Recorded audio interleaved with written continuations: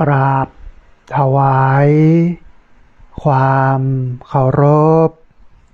พระเถรานุเถระครูบาสังฆะที่เคารพอย่างสูงทุกรูปเจริญสุขสวัสดีสาธุชนท่านผู้ฟังทุกคนทุกท่านสำหรับสาธุชนท่านผู้ฟังที่ให้เกียรติรับฟังรายการธรรมาภิวัตรอันเป็นรายการวิทยุเพื่อการเผยแผ่พระพุทธศาสนาส่งเสริมการศึกษาและพัฒนาสังคมรายการนี้รับผิดชอบโดยอาตมาภาพพระสาธิตธีระปัญโยประธานมูลนิธิธีระปัญโยตั้งอยู่ณที่พักสงฆ์สถาบันธรรมาภิวัตรบ้านศพเตินตำบลศพปาดอำเภอแม่เมาะจังหวัดลำปางรายการนี้ออกอากาศทุกวันพุธในเวลา3:00ไปจนถึง5:00ผ่านทางสถานีวิทยุในเครือข่ายสถานีวิทยุคลื่นสีขาวเพื่อชาวประชาซึ่งมีอยู่หลายคลื่นหลายสถานีหลายจังหวัดออกอากาศผ่านทาง Facebook ไลฟ์ซึ่งเป็นไลฟ์สดของสถานีวิทยุวัดไฝหินจังหวัดเชียงใหม่ Facebook ของอาตมาภาพพระสาธิตธีระปัญโยบันทึกเทปเอาไปออกอากาศผ่านทางสถานีวิทยุเพื่อการศึกษาและพัฒนาอาชีพ RR Radio Network FM 99.50 เมกะเฮิรตซ์ของวิทยาลัยเทคนิคกฟผ.แม่เมาะทุกวันศุกร์ในเวลา 8:00 ถึง 9:00 เมื่อเจ้าเป็นต้นไปและเอาไปออกผ่านทางเพจของมูลนิธิธีระปัญโยซึ่งท่านผู้ฟังสามารถไปติดตามรับฟังย้อนหลังไปก๊อปปี้ลิงก์ไปคัดลอกลิงก์เอาไปส่งเอาไปแชร์ให้กับญาติธรรมทั้งหลายได้ยินได้ฟังกันได้แถมตัวท่านผู้ฟังวันนี้เฮาปะกันเป็นวันสุดท้ายของสัปดาห์นะเพราะว่าอาทิตย์หนึ่งเนี่ยเฮาปะกันอยู่4วันนะฮะมีวันเสาร์วันอาทิตย์8:00 ถึง 9:00 เมื่อเจ้าวันอังคาร5:00 ถึง 7:00 เมื่อเจ้าวันพุธ3:00 ถึง 5:00 นะฮะติด1เฮาปะกันอยู่4วันวันนี้ก็เป็นวันสุดท้ายของอาทิตย์นี้ที่จะได้ปะกันจะปะกันแหนมกำ1ท่านผู้ฟังปูนเลยวันเสาร์วันอาทิตย์แล้วก็วันอังคารและวันพุธนะฮะท่านผู้ฟังในวันนี้เป็นวันเฮียนของนักเรียนโรงเรียนผู้สูงอายุตำบลศพปาดนะฮะคือหลังจากจัดรายการแล้วอาจจะบ่ค่อยสะดวกในการรับสายถ้าจะรับสายแหมกำ1เนี่ยก็คงจะเป็นปูนเลยตอนเย็น4:00 แม่แรงเป็นต้นไปท่านผู้ฟังถ้าท่านใดอยากจะโทรเข้ามาสอบถามโน่นนี้นั้นอย่างเงี้ยนะก็ขอให้เป็นเวลา4:00 แม่แรงนะฮะเพราะว่าหลังจากจัดรายการเสร็จแล้วก็จำเป็นจะต้องไปกวาดเพี้ยวศาลานะจัดเก้าอี้ญาติโยมเปิ้นมาได้เรียนหนังสือในวันนี้ก็จะพานักเรียนสวดมนต์ไหว้พระนั่งสมาธิ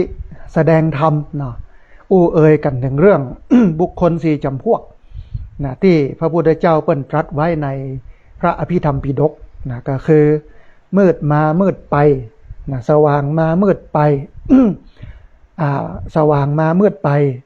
สว่างมามืดไปแล้วก็มืดมาสว่างไป4จำพวกนะแล้วก็จะไปทอดรหัส ว่ามันเป็นอย่างใดอย่างเงี้ยนะฮะในช่วงบ่ายก็จะเป็นการอบรมเรื่องสิทธิมนุษยชนให้กับคนเฒ่านะฮะให้กับนักเรียนโรงเรียนผู้สูงอายุโดยมูลนิธิธีระปัญโยร่วมกันกับหลายภาคส่วนเนาะจะได้มากันให้คนเฒ่าได้รู้จักสิทธิรู้จักอย่างต่างๆกันนะฮะเพราะฉะนั้นในวันนี้นะบ่ค่อยสะดวกในการจะรับสายนะถ้าจะรับสายแหมกำ1ก็หลังจาก 4 โมงแม่แรงเป็นต้นไปแล้วนะฮะอันนี้ก็เป็นเรื่องราวที่อู้เอ่ยให้กับบรรดาท่านผู้ฟังนะทั้งหลายได้รับฟังกันนะฮะท่านผู้ฟังในวันนี้จะพาท่านผู้ฟังไปเรียนรู้ถึงเรื่องของพระบรมสารีริกธาตุสถูปเจดีย์ต่างๆนะปรารภเหตุเนื่องด้วย2ประการที่1เนี่ยในวันที่12 กรกฎาคม 2569 ที่จะถึงนี้นะฮะอันอาตมาภาพก็จะเอาโฮงตาลไปออกเลี้ยงญาติโยมพุทธศาสนิกชนพี่น้องคลื่นสีขาวที่จะมาร่วมทำบุญฉลองพระธาตุเจดีย์ที่วัดโสภารามบ้านห้วยงูในนะตำบลสันทรายอำเภอฝางจังหวัดเชียงใหม่นะฮะอันนี้ก็เป็นเหตุหนึ่งเหตุที่2นะหลังจากวันนี้เป็นต้นไปเนี่ยก็จะระดมทุนอู้เอ่ยกันถึงเรื่องของการสร้างพระธาตุเจดีย์สุขเจริญซึ่งเป็นพระธาตุเจดีย์ประจำที่พักสงฆ์สถาบันธรรมาภิวัตรแปลงแล้วนะเบื้องต้นเนี่ยแปลงฐานแปลงอะไรอย่างเรียบร้อยละเหลือก็ก่ออย่างเดียวนะฮะก็จะใช้งบประมาณอยู่ประมาณ600,000 กว่าบาทซึ่งท่านอาจารย์พระครูอภิวัฒนวิกรมนะเปิ้ลก็อู้เอ่ยว่าเดี๋ยวจะหาเจ้าภาพนะมาแปลงต่อเฮือแล้วเฮือเซตนะก็คงจะแล้วจะเซตกันในปีนี้หรือว่าอาจจะเป็นต้นปีหน้านะฮะโดยเหตุ2ประการนี้ท่านผู้ฟังในครั้งก่อนนะในวันเสาร์วันอาทิตย์เนี่ยก็ได้อู้เอ่ยกันถึงเรื่องของพระบรมสารีริกธาตุอู้ถึงเรื่องของการแบ่งพระบรมสารีริกธาตุของพระพุทธเจ้าอู้ถึงเรื่องของการถวายพระบรมศพถวายพระเพลิงเนาะพระบรมศพก็คือจีเผาพระบรมศพของพระสัมมาสัมพุทธเจ้ามันก็ต่อเนื่องกันมานะในประเทศไทยก็มีเรื่องของพระธาตุประจำปีเกิดนะพระธาตุประจำปีเกิดเพราะฉะนั้นเนี่ยเดี๋ยวเรามาเฮียนหูกันว่ามันเป็นยังไงเกี่ยวกับ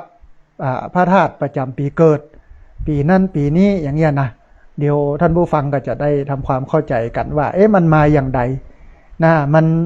นั้นเป็นอย่างใดมันเป็นมาอย่างใดเรื่องของการแบ่งพระบรมสารีริกธาตุเรื่องของพระธาตุประจำปีเกิดนะเรื่องโน้นนี่นั่นอย่างเงี้ยนะฮะก็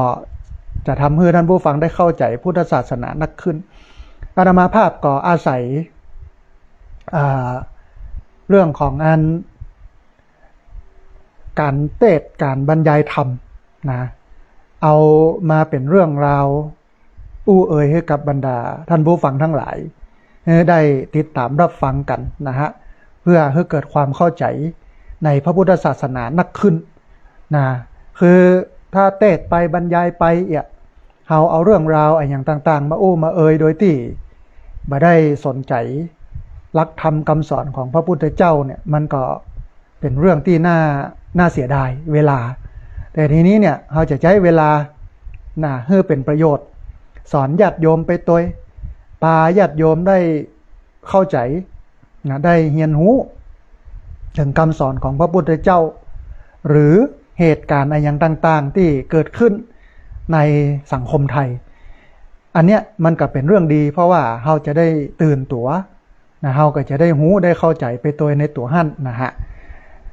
ท่านผู้ฟังก่อนที่จะอู้เอ่ยกันถึงเรื่องการแบ่งพระบรมสารีริกธาตุในเรื่องของพระธาตุประจำปีเกิดนะเรื่องของปีนักษัตริย์ชวดหนูฉลูวัวขานเสือเทาะกระต่ายมาลงงูใหญ่อย่างโมเนี้ยนะฮะอู้เอ่ยถึงเรื่องนี้ก่อนนะในวันที่12 กรกฎาคม 2569 ที่จะถึงนี้นะฮะอาตมาภาพได้เชิญชวนญาติโยมได้มาร่วมทำบุญออกโครงทานนะเลี้ยงพุทธศาสนิกชนพี่น้องขึ้นสีขาวที่จะไปกินไปทานในการถวายพระบรมสารีริกธาตุถวายพระธาตุเจดีย์ที่วัดโสภารามห้วยงูในนะฮะก็มีญาติโยมที่ได้ร่วมให้ร่วมหอม ได้ร่วมทำบุญกันมาเนาะมีมูลนิธิธีระปัญโยนะมีคุณแม่บัวชุมชัยเครื่อง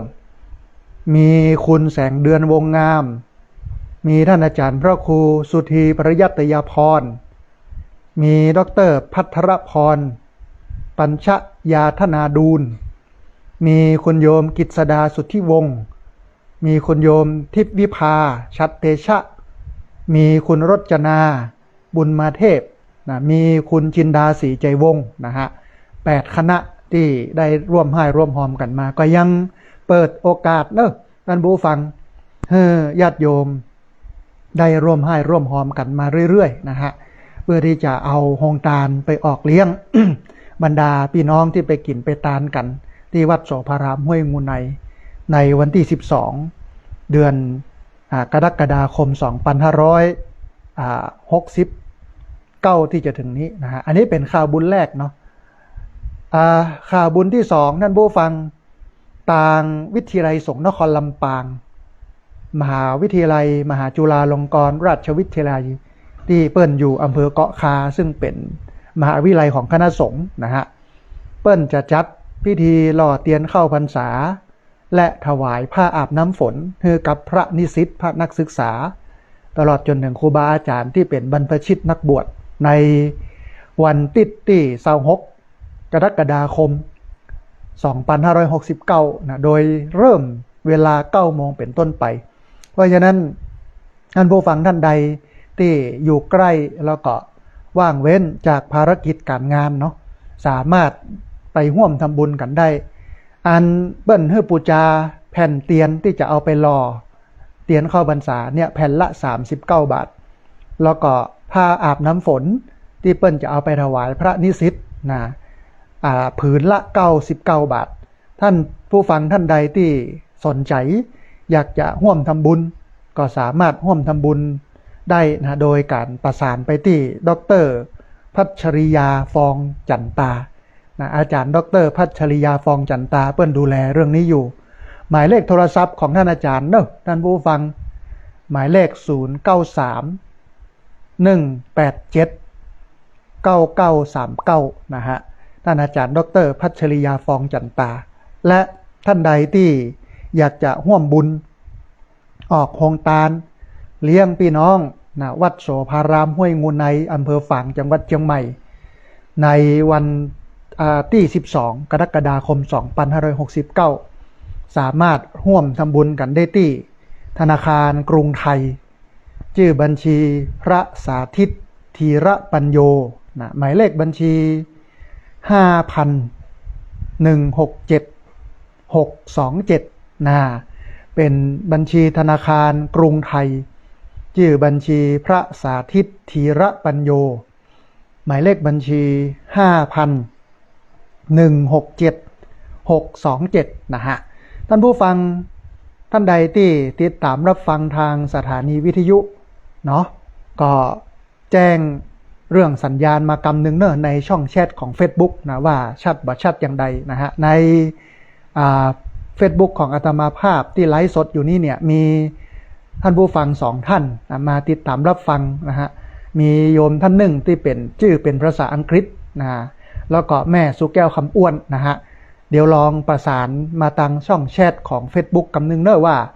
สัญญาณมันชัดบ่ชัดอย่างใดนะในวิทยุนะฮะท่านผู้ฟังได้อู้เกริ่นไว้ ในเบื้องต้นตะกี้ถึงเรื่องของการแบ่งพระบรมสารีริกธาตุนะฮะคือเมื่อพระพุทธเจ้า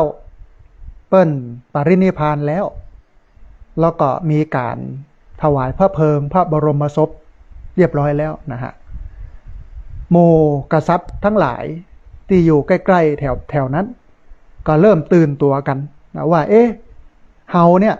ใครได้พระบรมสารีริกธาตุขี้เต้ากระดูกของพระพุทธเจ้าเอาไปไว้ที่เมืองของตัวเองนะทำไมถึงเอาไปไว้ที่เมืองของตัวเองเพราะว่าจะได้ระลึกนึกถึงพระสัมมาสัมพุทธเจ้าแล้วก็จะได้ปฏิบัติตามคำสอนที่พระพุทธเจ้าได้สั่งไว้มันมีในพระไตรปิฎกท่านผู้ฟังนะในพระไตรปิฎกนะฮะพระพุทธเจ้าเปิ้นย้ำเรื่องของงานการแปลงสถูปไว้ดังนี้นะฮะเปิ้นบอกว่าด้วยประการฉนี้แลพวกท่านพึงปฏิบัติในพระสรีระพระตถาคต เหมือนที่เขาปฏิบัติในพระสรีระของพระเจ้าจักรพรรดิฉะนั้นพึงสร้างสถูปพระตถาคตไว้ในหนทางใหญ่4 แพร่ง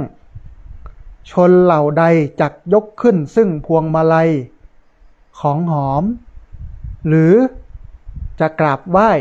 หรือจักยังจิตใจให้เลื่อมใสในพระสถูปนั้น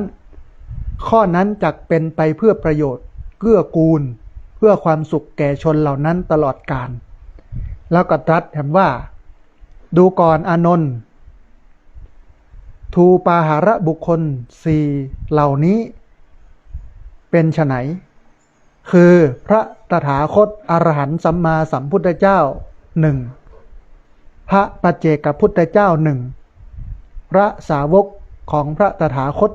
1พระเจ้าจักรพรรดิ1บุคคล4จำพวกนี้เป็นบุคคลที่ควรสร้างสถูปไว้นะฮะหมายความว่า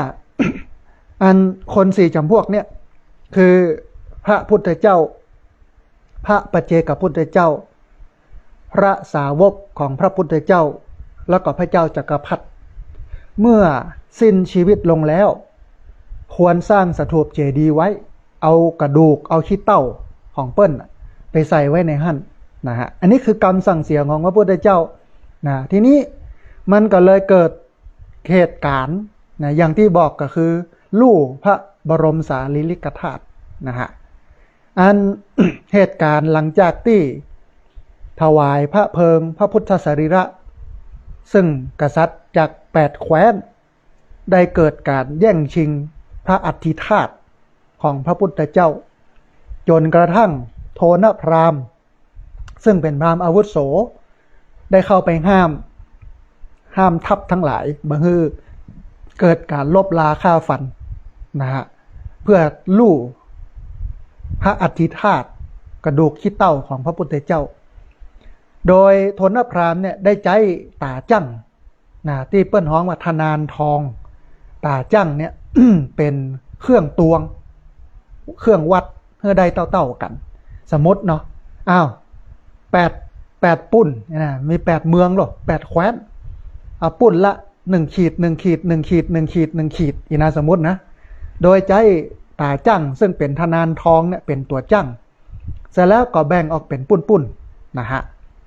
ทีนี้ท่านผู้ฟังปุ้นที่แบ่งเนี่ย8 ปุ้นมีแบ่งให้ไผ่พ่องปุ้นที่1กองที่1แบ่งให้กับพระเจ้าอาชาติศัตรูแคว้นมคธนะนำไปบรรจุที่สถูปเมืองราชคฤห์นะฮะปุ้นที่2ส่วนที่2เนี่ยนำไปให้กษัตริย์เมืองฤชวีแคว้นสาลีแคว้นเวสาลีนะฮะนำไปบรรจุ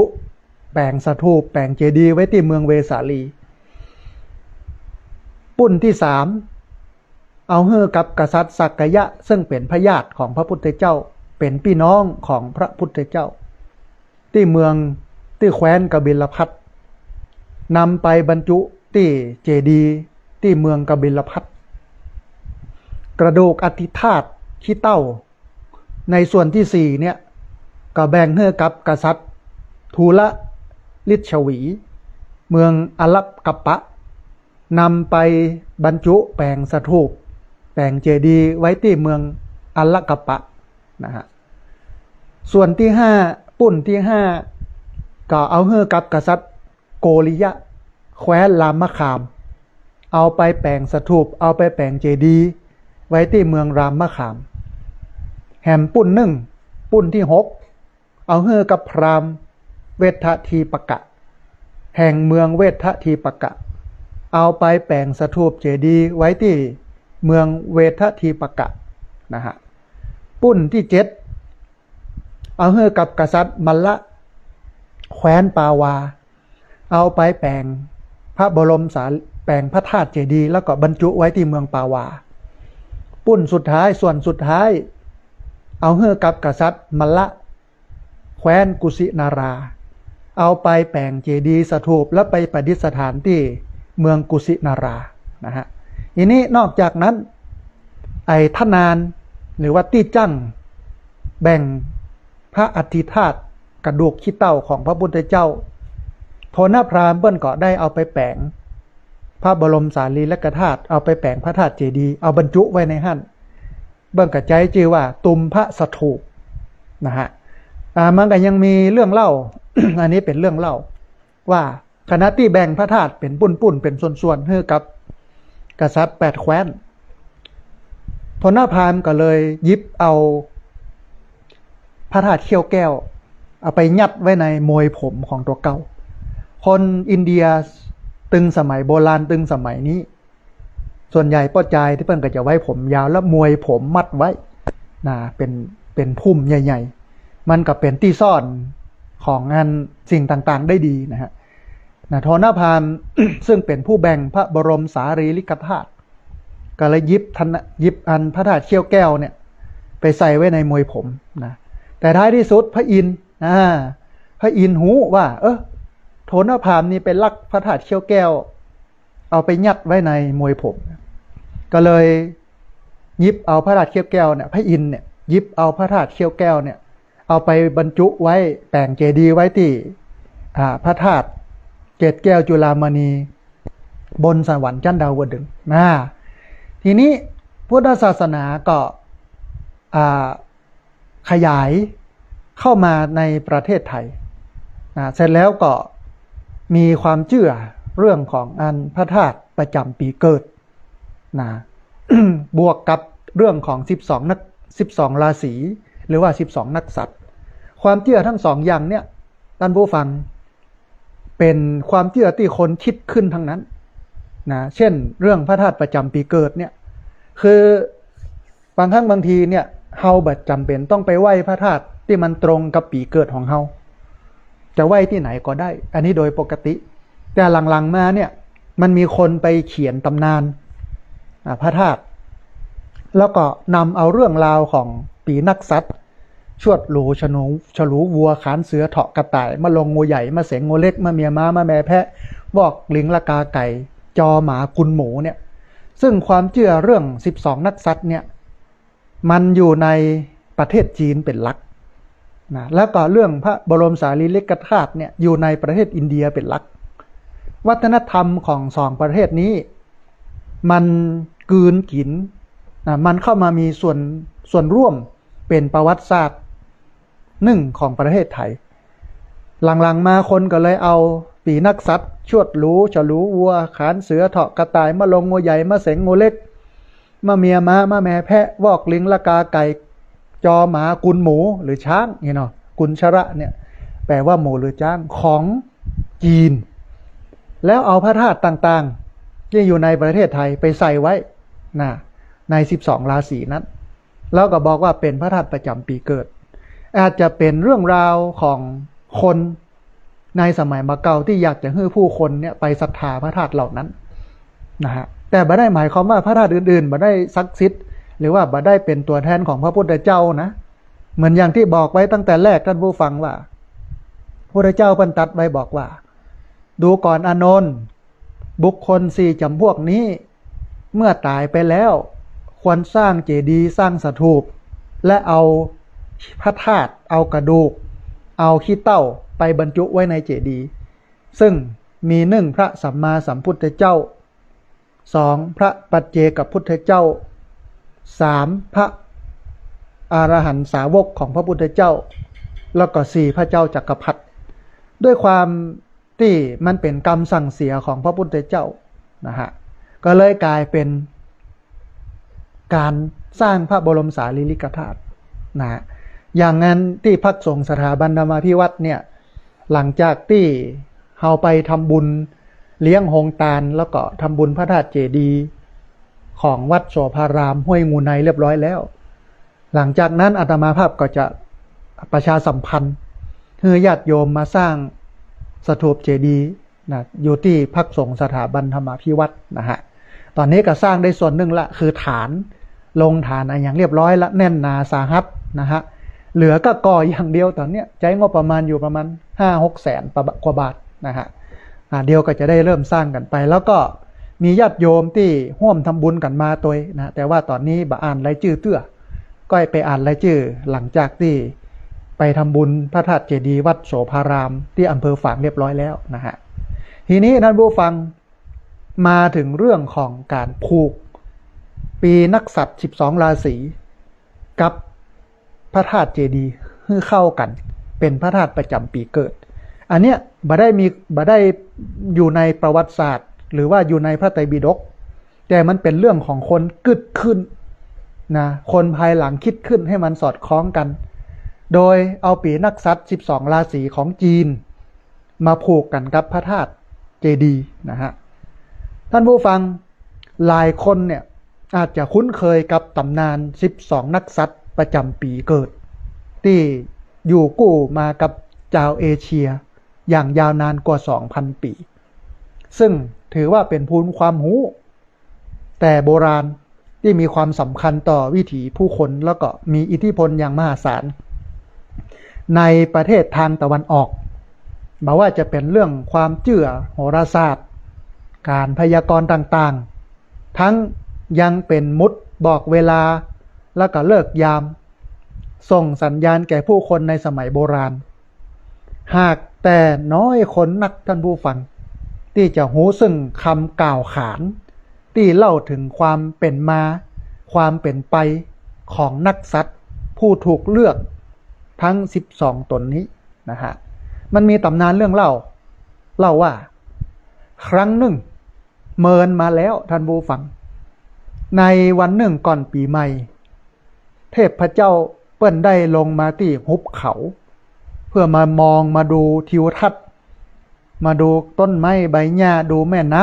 ำแล้วก็สัตว์ต่าง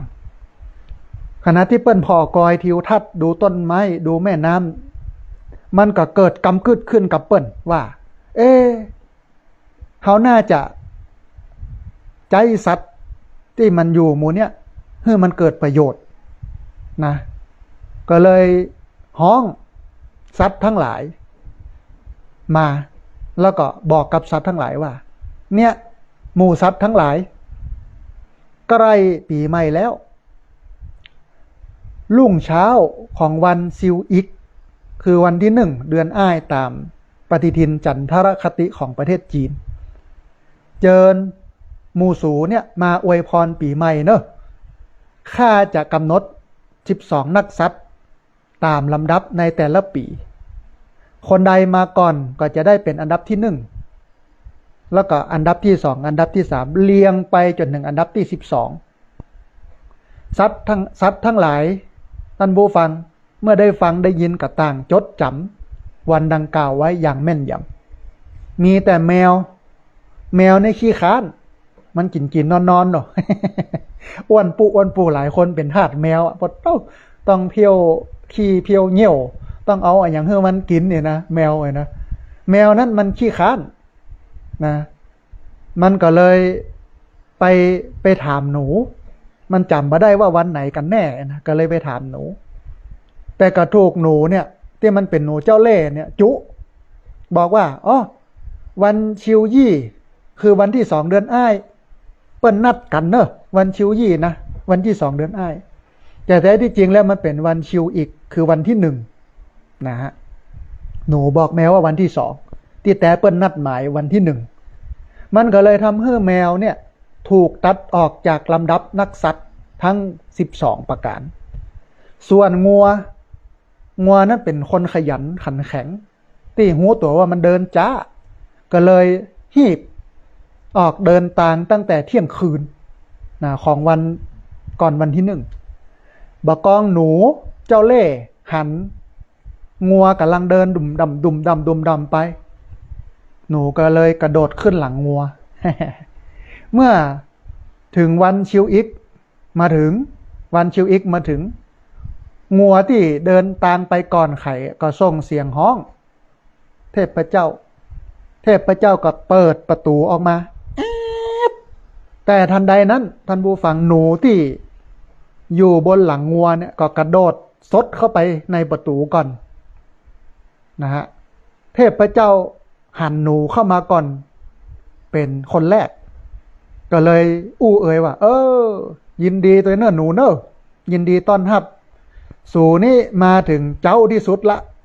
นักสัตว์ที่หนึ่งคือเจ้าด้วยเหตุนี้หนูคือชวด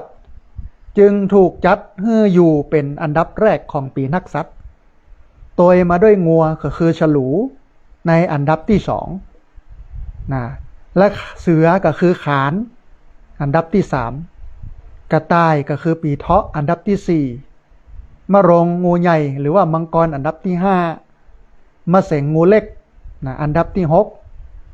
มะเมียม้าเป็นเจ็ดมะแม่แปะเป็นแปดเก้าวอกลิงเป็น10นะละกาไก่เป็น11นะจอหมาเป็น11นะฮะกุนหมูเป็น12นะฮะทีนี้ท่านผู้ฟังนอกจากนี้เนี่ยตำนานที่อาตมาภาพได้เล่ามาตะกี้เนี่ยมันยังมีข้อมูลแหมนักที่ได้อู้ถึงคติความเชื่อเรื่อง12นักสัตว์ว่ามันอาจจะเกิดขึ้นในสมัยตงฮั่นของประเทศจีนก็คือในคริสตศักราช25ถึง2020หรือว่าปี200โดยปรากฏอยู่ในหนังสือราชวงศ์ชิงชื่อว่าไกชี่ชงเฉาโดยเจ้าอี้ซึ่งกล่าวว่าตำนานของนักสัตว์12นั้นเป็นที่เผยแพร่มากในสมัยตงฮั่นของราชวงศ์ฮั่นตกวันออกโดยมีหูนานเสียประมุขของชนเผ่าทรงหนูเป็นผู้นำเข้ามาในดินแดนจงหยวนในสมัยซีฮั่นของราชวงศ์ฮั่นตะวันตกยิ่งไปกว่านั้นท่านผู้ฟังยังมีข้อมูลที่อู้ถึงตำนานของ12นักสัตว์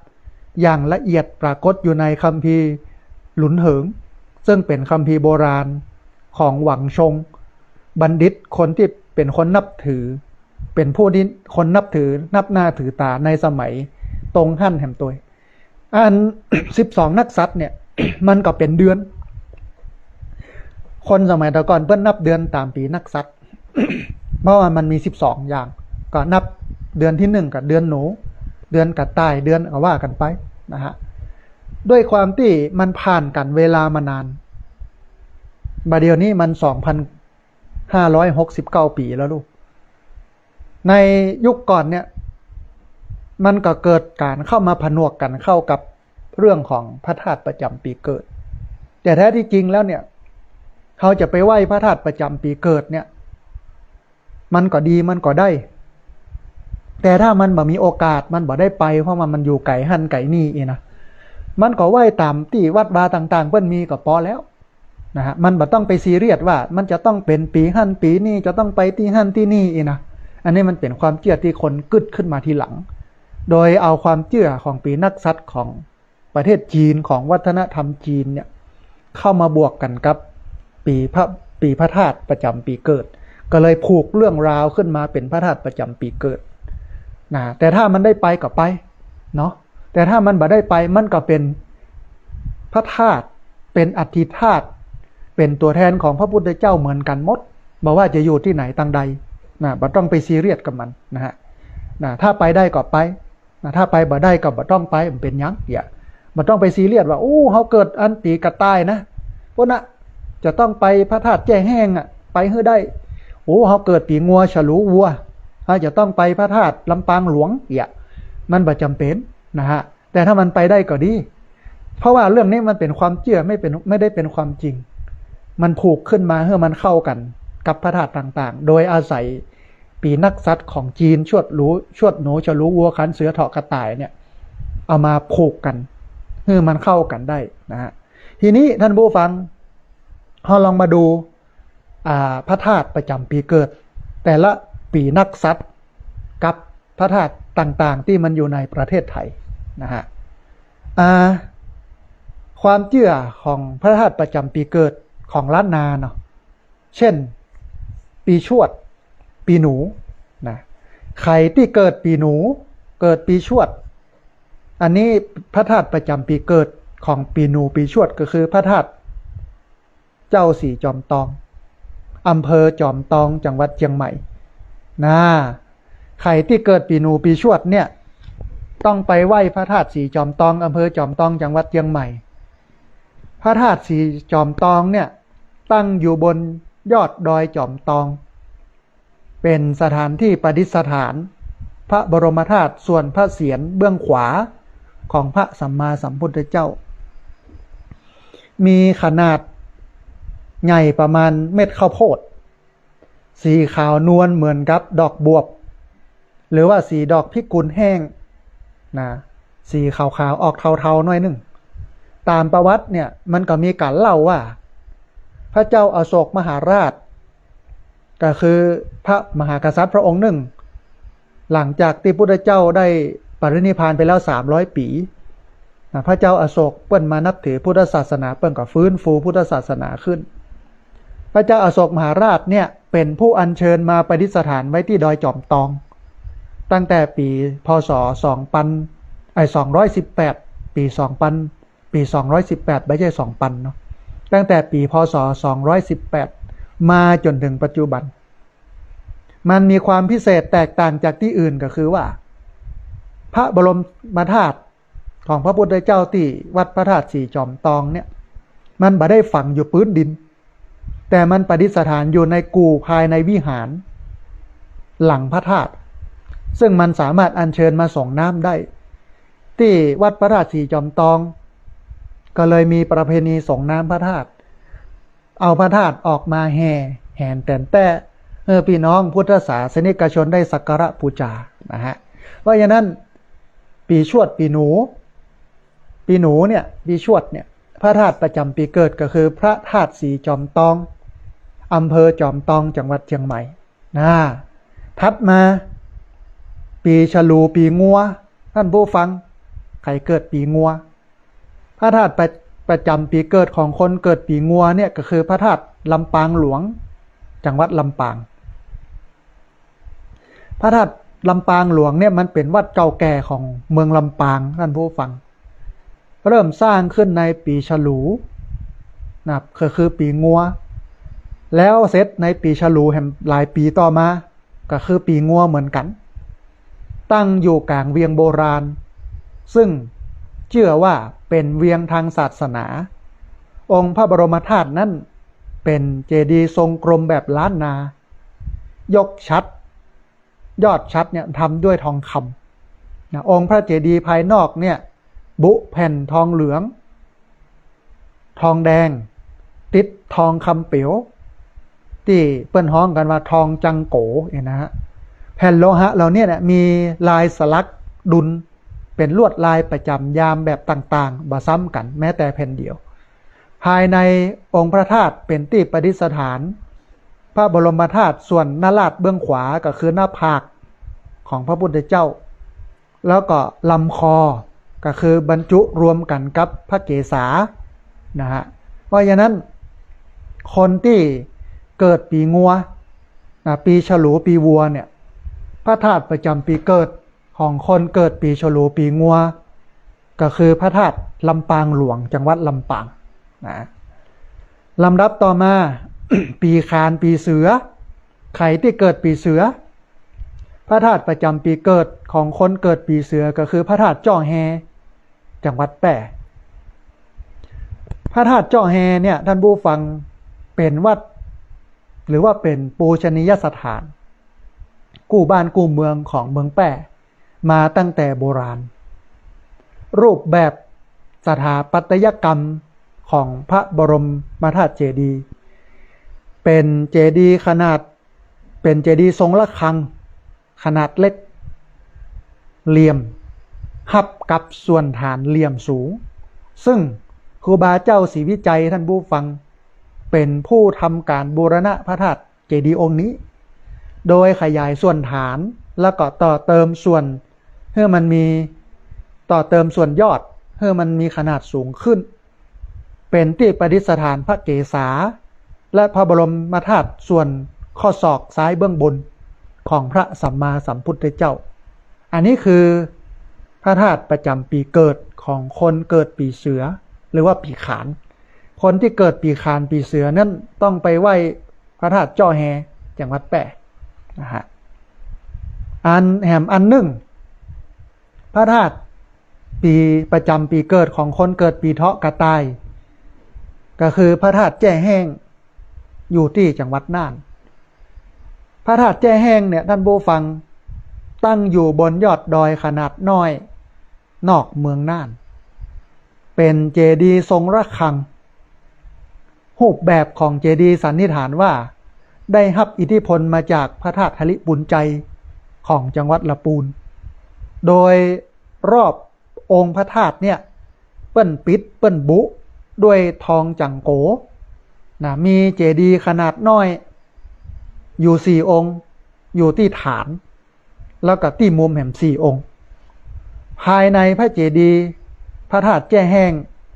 ท่านผู้ฟังเป็นที่ประดิษฐานของพระบรมธาตุส่วนกระดูกข้อมือซ้ายนะบรรจุรวมกันกับพระเกศาต่างขึ้นสู่องค์พระธาตุเป็นตัวพญานาคหน้าบันเหนือประตูทางเข้าพระวิหารเป็นรูปปั้นลายนาคเกี้ยวซึ่งถือเป็นเอกลักษณ์ของศิลปกรรมเมืองน่านเมืองน่านเนี่ยมันเป็นเมืองที่อยู่ใกล้แม่น้ำน่านคนน่านได้กินได้ใจกับแม่น้ำน่านมาตั้งแต่โบราณสมัยหลังมาก็มีการแข่งเรือหรอเมืองน่านนี่นะแข่งเรือมีการเสาะป่าเป็นแหล่งน้ำเนี่ยเป็นที่หากินมันก็เลยมีความเชื่อเรื่องของพญานาคหรือว่างูใหญ่นะพญานาคหรืองูใหญ่ก็เลยเอาไปแกะสลักเอาไปปั้นให้อยู่ในกู้กันกับพระธาตุแจ้แห้งซึ่งพระธาตุแจ้แห้งเนี่ยมันเป็นพระธาตุประจำปีเกิดของคนเกิดปีกระต่ายหรือว่าปีเถาะนะฮะปีมะโรงงูใหญ่ หรือพญานาคนะงูใหญ่หรือพญานาคปีมะโรงพระธาตุประจำปีเกิดของคนเกิดปีมะโรงงูใหญ่ก็คือพระธาตุเจดีย์วัดพระสิงห์วรมหาวิหารจังหวัดเชียงใหม่ท่านผู้ฟังวัดพระสิงห์วรมหาวิหารเนี่ยสร้างขึ้นในปีพุทธศักราช1888นะ1888มีชื่อเดิมว่าวัดลีเชียงพระนะชื่อเดิมของวัดพระสิงห์เนี่ยชื่อว่าวัดลีเชียงพระมีพระพุทธสีหิงค์หรือว่าพระสิงห์เป็นพระพุทธรูปสำคัญกู้บ้านกู้เมืองซึ่งเป็นพระพุทธรูปโบราณศิลปะล้านนาปางมาลวิชัยก็คือปางคัดสมาธิเพชรประดิษฐานอยู่ในวิหารลายคำส่วนพระธาตุกโยข้างวิหารลายคำนะฮะ พระธาตุวัดพระสิงห์นั้นเป็นพระธาตุประจำปีเกิดของคนที่เกิดปีมะโรงคือปีงูใหญ่เนี่ย คนทั้งหลายเบิ่งก็ฮ้องกันว่าพญานาคนะโอ้ถ้าเป็นนั่นที่อเมซอนเนาะงูยักษ์มันนักอ่ะเนี่ยพญานาคอยู่หันเยอะนะฮะเพราะว่าคนสมัยมาเก่าเนี่ยฮ้องพญานาคฮ้องงูใหญ่ว่าพญานาคงูน้อยฮ้องว่างูนะฮะอันนี้คือคนเกิดปีมะโรงงูใหญ่แห่งปีหนึ่งก็คือปีมะเสงแปลว่าปีงูน้อยนะงูน้อยงูสิงงูเหลือมงูอย่างต่างๆเนี่ยเพิ่นฮ้องมะเสงนะงูเล็กส่วนถ้ามันใหญ่กว่างูเหลือมนะเปิ้นก็ฮ้องว่ามะโรงนะฮะอัน พระธาตุประจำปีเกิดของคนที่เกิดปีมะเสงงูเล็กคือพระมหาโพธิ์เจดีย์วัด7 ยอดจังหวัดเชียงใหม่หรือพระเจดีย์ศรีมหาพุทธคยาประเทศอินเดียที่จริงแล้วเนี่ยคนเกิดปีมะเสงงูเล็กเนี่ยต้องไปที่พระธาตุเจดีย์พุทธคยาที่ประเทศอินเดียแต่มันไกลท่านผู้ฟังปวดท้องใครจะไปอินเดียมาเสี่ยงหลายนี่เนาะพี่น้องชาวบ้านที่เปิ้นเกิดปีมะเสงงูเล็กเนี่ยไปลำบากคนในสมัยมาเก่าโบราณเนี่ยเปิ้นก็เอามาแปลงมาสร้างไว้ที่วัด7 ยอดนะวัด7 ยอดเดิมทีชื่อว่าวัดโพธารามวัด7 ยอดนะฮะเอาเจดีย์มาแปลงที่หั่นนะฮะทีนี้ พระธาตุเจดีย์วัด7 ยอดเนี่ย มันนอกจากจะเป็นที่ประดิษฐานพระบรมสารีริกธาตุแล้วมันยังเป็นที่ประดิษฐานของพระแท่นวัชระอาจนะแต่ด้วยเจดีย์แห่งนี้เนี่ยมันอยู่ไกลจนทำให้ผู้คนบ่สามารถที่จะเดินทางไปสักการะได้ที่ประเทศอินเดียพวกคนโบราณนั้นจึงอนุโลมให้สร้างพระธาตุเจดีย์ที่วัดโพธารามมหาวิหารเชียงใหม่ก็คือวัดเจ็ดยอดนะฮะทำไมชื่อว่าวัดเจ็ดยอดเพราะว่าวัดนี้เนี่ยมันมีพระธาตุเจดีย์รวมกันถึง7 องค์เป็นวัดสำคัญที่มีการทำสังฆายนาพระไตรปิฎกครั้งที่8ของโลกมีการเรียบเรียงมีการมาพอการตกหล่นมีการชำระคำสอนนะให้มันเป็นระบบระเบียบนักขึ้นครั้งที่8เปิ้นทำกันที่วัดเจ็ดยอดแล้วก็พระเจ้าติโรกราชผู้สร้างวัด ทรงให้นำต้นโพจากประเทศศรีลังกามาปลูกพร้อมทั้งจำลองสัตตมหาสถานหรือว่าสถานที่7 แห่งที่พระพุทธเจ้าได้เสวยวิมุตติสุขก่อนเผยแพร่ศาสนามันก็เลยเป็นพระธาตุประจำปีเกิดของคนที่เกิดปีมะเสงงูเล็กนะฮะอันนี้คือวัดเจ็ดยอดจังหวัดเชียงใหม่แหมอันหนึ่งคือปีมะเมียปีม้าคนที่เกิดปีม้าเนี่ยพระธาตุประจำปีเกิดก็คือพระบรมธาตุเมืองตากจังหวัดตากนะหรือ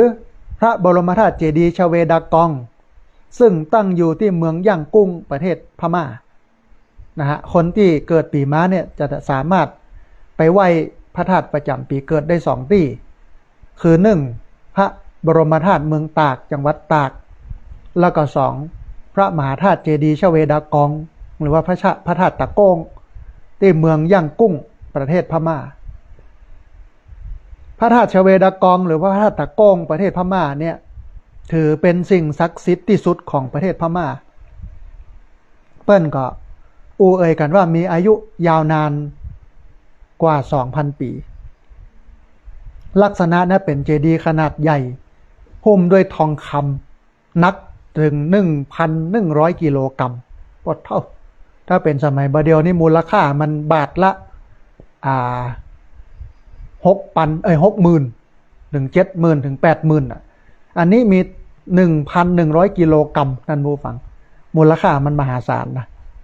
บริเวณยอดชัดเนี่ยมันตกแต่งด้วยอัญมณีล้ำค่าเพชรพลอยเพราะว่าประเทศพม่าเนี่ยเพิ่นขึ้นชื่อว่าเป็นเมืองเพชรเมืองพลอยนะฮะภายในเจดีย์เนี่ยบรรจุพระเกศาธาตุ8 เส้นคนไทยสามารถเดินทางไปนมัสการได้ที่พระบรมธาตุจังหวัดตากแตนก็ได้นะเนื่องจากเปิ้นได้จำลองพระธาตุเนี่ยมาจากพระราชเวดากองพระราชเวดากองเนี่ยน่าสนใจคือคนพม่าเนี่ยเปิ้นนับถือพุทธศาสนาแบบแรงกล้าเปิ้นนับถือสูงมากนะฮะคนไทยนี่ไม่ได้เกิงเปิ้นเนาะคนมาเก่าบะเกียเนี่ยคนสมัยโบราณเนี่ยเปิ้นเลยบอกว่ากินยังม่านตาลยังไตนะเวลากินก็กินยังพม่าคนม่านเนี่ยเปิ้นฮ้องคนพม่าคนเมืองบะเก่าฮ้องพม่าว่าม่านกินยังม่านตาลยังไตนะตาลก็คือทำบุญอย่างคนไตใหญ่อะที่อยู่รัชฉานประเทศพม่านั่นนะฮะเปิ้นกินคือตาลคือเปิ้นกินใหญ่ตาลหลวงเปิ้นเอาแต่กินแต่นะฮะนะอันนี้มันมีเรื่องเล่าสมัยโบราณที่ประเทศพม่าตกเป็นเมืองขึ้นน่าจะเป็นของประเทศอังกฤษมั้งนะฮะอันเมื่อยึดเมืองพม่าได้แล้วผู้แทนพระองค์เนาะหรือกษัตริย์มโหณจำมาได้ของประเทศอังกฤษจะเสด็จเยือนไปที่พระธาตุชเวดากองหรือว่าพระธาตุตะโกงเมื่อเปิ้นไปถึงเนี่ยโดยปกติคนที่เปิ้นไปไหว้ไปกราบพระธาตุชเวดากองหรือว่าพระธาตุตะโกงประเทศพม่าเมืองย่างกุ้งเนี่ยเปิ้นต้องถอดรองเท้าต้องถอดเกิบก่อนเข้าไป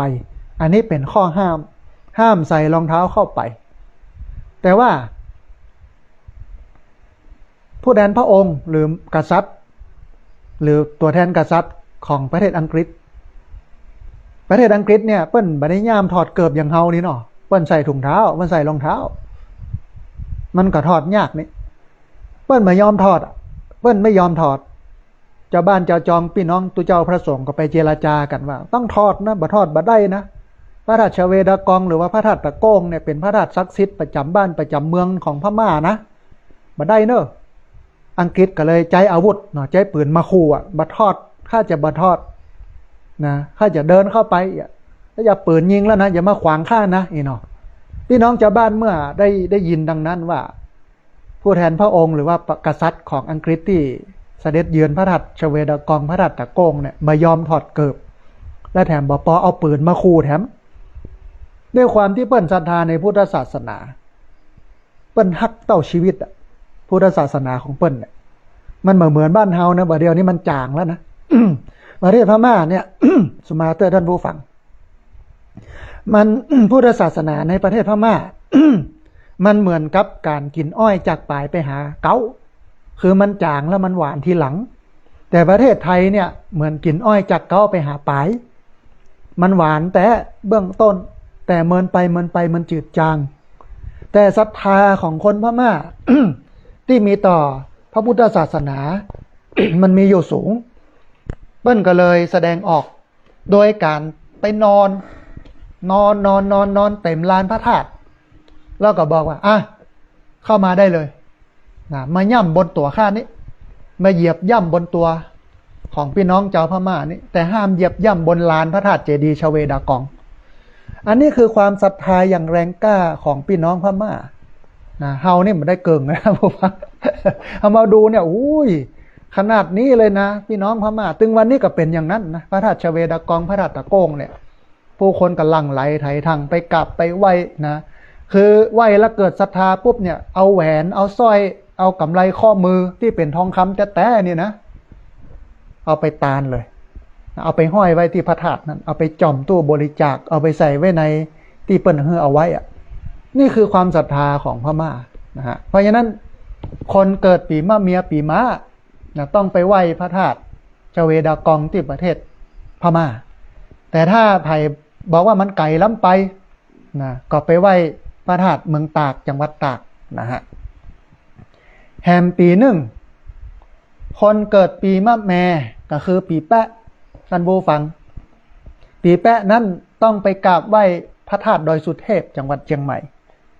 พระธาตุดอยสุเทพเนี่ยตั้งอยู่บนยอดดอยสุเทพถือได้ว่าเป็นปูชนียสถานกู้เมืองเชียงใหม่มาอย่างยาวนานถ้าใครไปเชียงใหม่ถ้าไปเบิดถึงพระธาตุดอยสุเทพก็บ่ได้ชื่อว่าถึงเมืองเชียงใหม่นะเพิ่นโอกันอย่างนั้นเนื่องจากการสร้างในปีพุทธศตวรรษที่19หรือประมาณปีพศ1962โดยพระธาตุเนี่ยมีลักษณะเป็นเจดีย์ศิลปะล้านนาหุ้มด้วยทองจังโกสีทองเหลืองภายในได้บรรจุพระบรมสารีริกธาตุไว้ใต้ดินเชื่อกันว่าหากสักการะบูชาพระธาตุครบทั้ง4ทิศเนี่ยก็จะทำให้เป็นคนที่มีสติปัญญาดีในการไปบูชาพระธาตุดอยสุเทพก็เลยมีตำนานเวียนเทียนรอบพระธาตุดอยสุเทพนะฮะให้ครบ4ทิศนะว่าไปเวียนเทียนไหว้พระธาตุดอยสุเทพเพราะฉะนั้นคนเกิดปีแปะนะปีมะแม่แพะเนี่ยพระธาตุประจำปีเกิดก็คือพระธาตุบรมธาตุดอยสุเทพจังหวัดเชียงใหม่นะแฮมอันหนึ่งแฮมปีหนึ่งท่านผู้ฟังคนที่เกิดปีวอกก็คือปีลิงพระธาตุประจำปีเกิดของคนปีนี้ก็คือพระธาตุพระนมจังหวัดนครพนมพระธาตุพนมเนี่ยตั้งอยู่ที่วัดพระธาตุพนมวรมหาวิหารบริเวณฝั่งแม่น้ำโขงจังหวัดนครพนมเป็นพระธาตุประจำปีเกิดองค์เดียวที่ตั้งอยู่ในภาคอีสานของประเทศไทยตามตำนานเปิ้นก็เล่าว่าพระธาตุแห่งนี้สร้างขึ้นเมื่อประมาณปีพศ8มีลักษณะเป็นเจดีย์สี่เหลี่ยมจัตุรัสสร้างด้วยอิฐรูปทรงคล้ายกับกลีบดอกบัวตูมสลักลวดลายวิจิตรงดงาม ภายในพระธาตุบรรจุพระบรมสารีริกธาตุอุรังคธาตุก็คือพระธาตุส่วนหน้าอกของพระพุทธเจ้านะฮะอันเนี้ยคนที่เกิดปีลิงปีวอกนะต้องไปกราบไหว้พระธาตุพนมที่จังหวัดนครพนมเป็นพระธาตุประจำปีเกิดแฮมปีหนึ่งปีที่10ใครที่เกิดปีรากาเกิดปีไก่ท่านผู้ฟังคนที่เกิดปีไก่เนี่ยพระธาตุประจำปีเกิดก็คือพระธาตุหริพูนใจจังหวัดลำพูนพระธาตุหริพูนใจเนี่ยสร้างขึ้นในปีพุทธศักราช1400ซึ่งถือว่าเป็นปูชนียสถานที่สำคัญกู้บ้านกู้เมืองลำพูนมาอย่างยาวนานโดยสร้างพระธาตุเจดีย์เป็นทรงล้านนาแตะหุ้มแผ่นทองจังโกที่มีความงดงามมากนะฮะอันพระธาตุแผ่นทองจังโกที่เปิ้ลเอาไปหุ้มเนี่ยก็สลักลวดลายไว้หรอกมันงามภายในพระบรมธาตุเนี่ยบรรจุพระบรมธาตุส่วนต่างๆเช่นส่วนกระหม่อมส่วนหน้าอกนิ้วพระหัตถ์รวมไปจนถึงพระเกศาในโกฐทองคำนะฮะพระธาตุหริพูนใจนี่มีพระบรมสารีริกธาตุหลายอย่างไม่ว่าจะเป็นพระธาตุกระหม่อมส่วนกระหม่อมกระดูกส่วนกระหม่อมกระดูกส่วนหน้าอกกระดูกส่วนนิ้วพระหัตถ์แล้วก็พระเกศาก็คือผมของพระพุทธเจ้าไว้ที่หั่นนะฮะเพราะฉะนั้นภัยที่เกิดปีรากาปีไก่นะพระธาตุประจำปีเกิดของคนปีไก่ก็คือพระธาตุหริพูนใจจังหวัดลำพูนนะฮะแหมส่วนหนึ่งปีจอนะปีหมานะคนเกิดปีหมาปีจออันนี้เป็นปีเกิดของอาตมาภาพเนาะปีจอปีหมาพระธาตุประจำปีเกิดของคนปีจอปีหมาคือพระธาตุเกศแก้วจุฬามณีท่านผู้ฟังประดิษฐานอยู่บนสวรรค์ชั้นดาวดึงส์นะอันอย่างที่บอกพระธาตุปีจอเนี่ยมันมีตำนานเรื่องเล่าก็คือพราหมณ์ที่แบ่งพระบรมสารีริกธาตุเปิ้นลักแมทเอาไว้นะ พราหมณ์ที่แบ่งพระบรมสารีริกธาตุเนี่ยนะเปิ้นเก็บไว้ก็คือโทนพราหมณ์เนี่ยแบ่งพระธาตุออกเป็น8ส่วนเหมือนที่เล่าไว้ตะกี้แบ่งออกเป็น8ปุ่นให้กับแคว้นต่างๆใน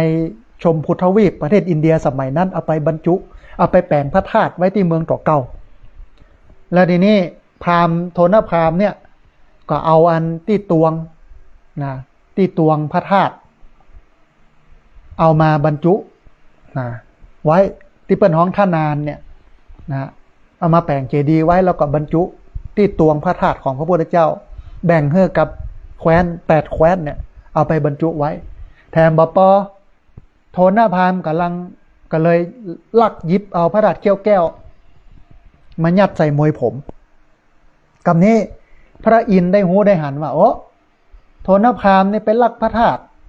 อย่างใดเนี่ยป้าบ่ซื่อบ่ใส่โทนพราหมณ์เนี่ยฮะเนาะเสร็จแล้วพระอินทร์ก็เลยลักยิบนะเอาพระธาตุที่อยู่ในมวยผมของโทนพราหมณ์เอาขึ้นไปไว้บนสวรรค์ชั้นดาวดึงส์ประดิษฐานเป็นพระธาตุเขี้ยวแก้วชื่อว่าพระธาตุเกศแก้วจุฬามณีบนสวรรค์ชั้นดาวดึงส์ทีนี้คนเกิดปีจอปีหมาจะต้องไปไหว้พระธาตุเกศแก้วจุฬามณีซึ่งประดิษฐานอยู่บนสวรรค์ชั้นดาวดึงส์เนี่ยท่านผู้ฟังมันจะไปอย่างใดเนี่ย ในสมัยแต่ก่อนอาจจะไปบ่ได้นะบ่เดี๋ยวนี้ไปได้ละเพราะว่ามันมียานอวกาศหรอกขี่ขึ้นไปโพดไปถึงพระธาตุเกศแก้วจุฬามณีคนสมัยมาเก่าเนี่ยเปิ้นปูชาพระธาตุเกศแก้วจุฬามณีด้วยอะไรด้วยการลอยโคมไฟและลอยโคมลอยการปล่อยโคมไฟการปล่อยโคมลอยโดยเฉพาะการปล่อยในประเพณียี่เป็งก็คือลอยกระทงเนี่ยมันเป็นการปล่อยโคมลอยโคมไฟเพื่อไปปูชาพระธาตุเกศแก้วจุฬามณีมันไม่ใช่ว่าไปปล่อยเคาะปล่อยน้ำมันก็เคาะแตะนะถ้าหากว่าเขาปล่อยโคมไฟแล้วมันใหญ่ไปตกใส่หลังคาบ้านคนอื่นมันก็ไหม้อันนั้นเป็นเคาะของใครของเฮาเนี่ยก็จะต้องไปทรายเพื่อน ทีนี้มันต้องกึดใหม่ทำใหม่ว่าเอ้ยเฮาปล่อยกลมลอยเฮาปล่อยกลมไฟเนี่ยมันบ่ใช่ไปปล่อยเคาะปล่อยน้ำนะมันบ่ใช่ไปเอาม่วนเอางันไปปบมือปบไม้ไปเชียร์กันนะแต่มันเป็นไปเพื่อการปูจาพระธาตุเกศแก้วจุฬามณีบนสวรรค์ชั้นดาวดึงส์เพราะฉะนั้นต้องตั้งจิตอธิษฐานไหมว่าสาธุข้าพเจ้าขอปล่อยกลมไฟขอปล่อยกลมลอยดวงนี้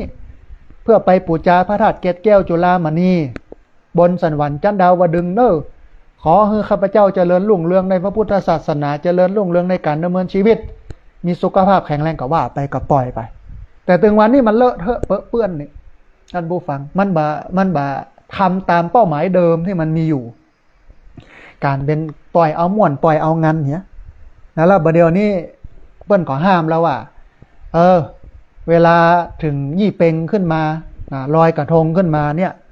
ในช่วงเวลานั้นเนี่ยห้ามปล่อยโคมไฟห้ามปล่อยโคมลอยตามเวลานั้นเวลานี้เพราะว่าเครื่องบินเนี่ยมันบินอยู่แล้วโคมลอยโคมไฟเกิดมันเข้าไปหวั่นในเครื่องยนต์กลไกของเครื่องบินมันจะทำให้เครื่องบินตกมันเกิดอันตรายนะฮะอันนี้ก็เป็นส่วนหนึ่งทีนี้ด้วยความที่พระธาตุเกศแก้วจุฬามณีเนี่ยท่านผู้ฟังมันอยู่บนสวรรค์ชั้นดาวดึงส์มันอยู่ไกลสุดกโมเนี่ย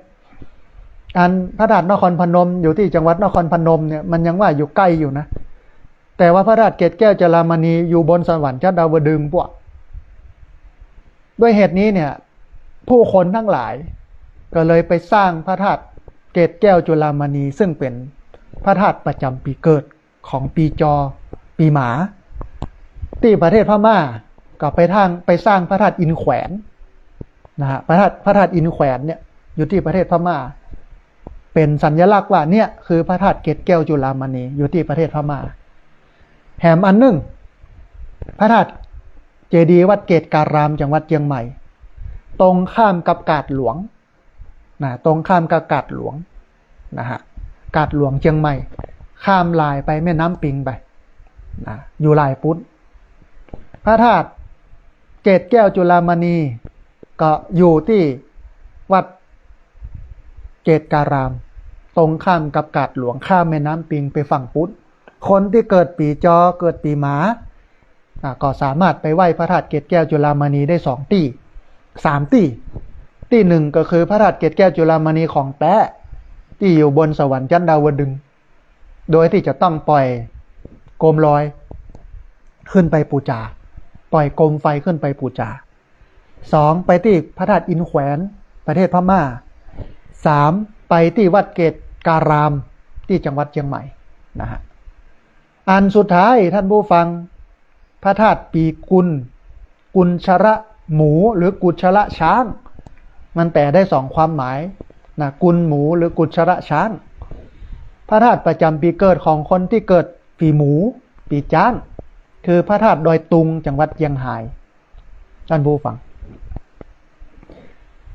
พระธาตุดอยตุงเนี่ยตั้งอยู่บนยอดดอยเป็นโบราณสถานที่เก่าแก่แห่งหนึ่งในภาคเหนือสร้างขึ้นในปีพุทธศักราช1454โดยพระธาตุแห่งนี้เนี่ยมีอยู่2 องค์มันมีเรื่องเล่าว่าได้มีการนำพระบรมธาตุคือกระดูกของพระพุทธเจ้ามาบรรจุที่ดอยตุงถึง3 ครั้งแต่ละครั้งก็จะมีการก่อเจดีย์ขึ้นตัวแต่มีเพียง2 องค์เต้าอั้นที่ได้รับการบูรณะและก็อยู่มาจนถึงปัจจุบันเป็นที่ประดิษฐานของพระบรมธาตุส่วนไหปาระแล้วก็พระธาตุย่อส่วนสาเหตุที่ดอยตุงเป็นพระธาตุประจำปีเกิดของคนปีกุลหรือว่าปีจ้างเนี่ยเนื่องจากว่าปู่เจ้าลาวจกพญามังลายต้นราชวงศ์กษัตริย์เชียงใหม่ต่างก็เกิดปีกุลนั่นเองนะที่เปิ้นเป็นคนสร้างเปิ้นเกิดปีกุลหรือปีจ้างก็เลยเป็นที่มาของพระธาตุประจำปีเกิดของคนเกิดปีหมูหรือปีจ้างท่านผู้ฟังขณะนี้ท่านผู้ฟังกำลังติดตามรับฟังรายการธรรมาภิวัตรอันเป็นรายการวิทยุเพื่อการเผยแผ่พระพุทธศาสนา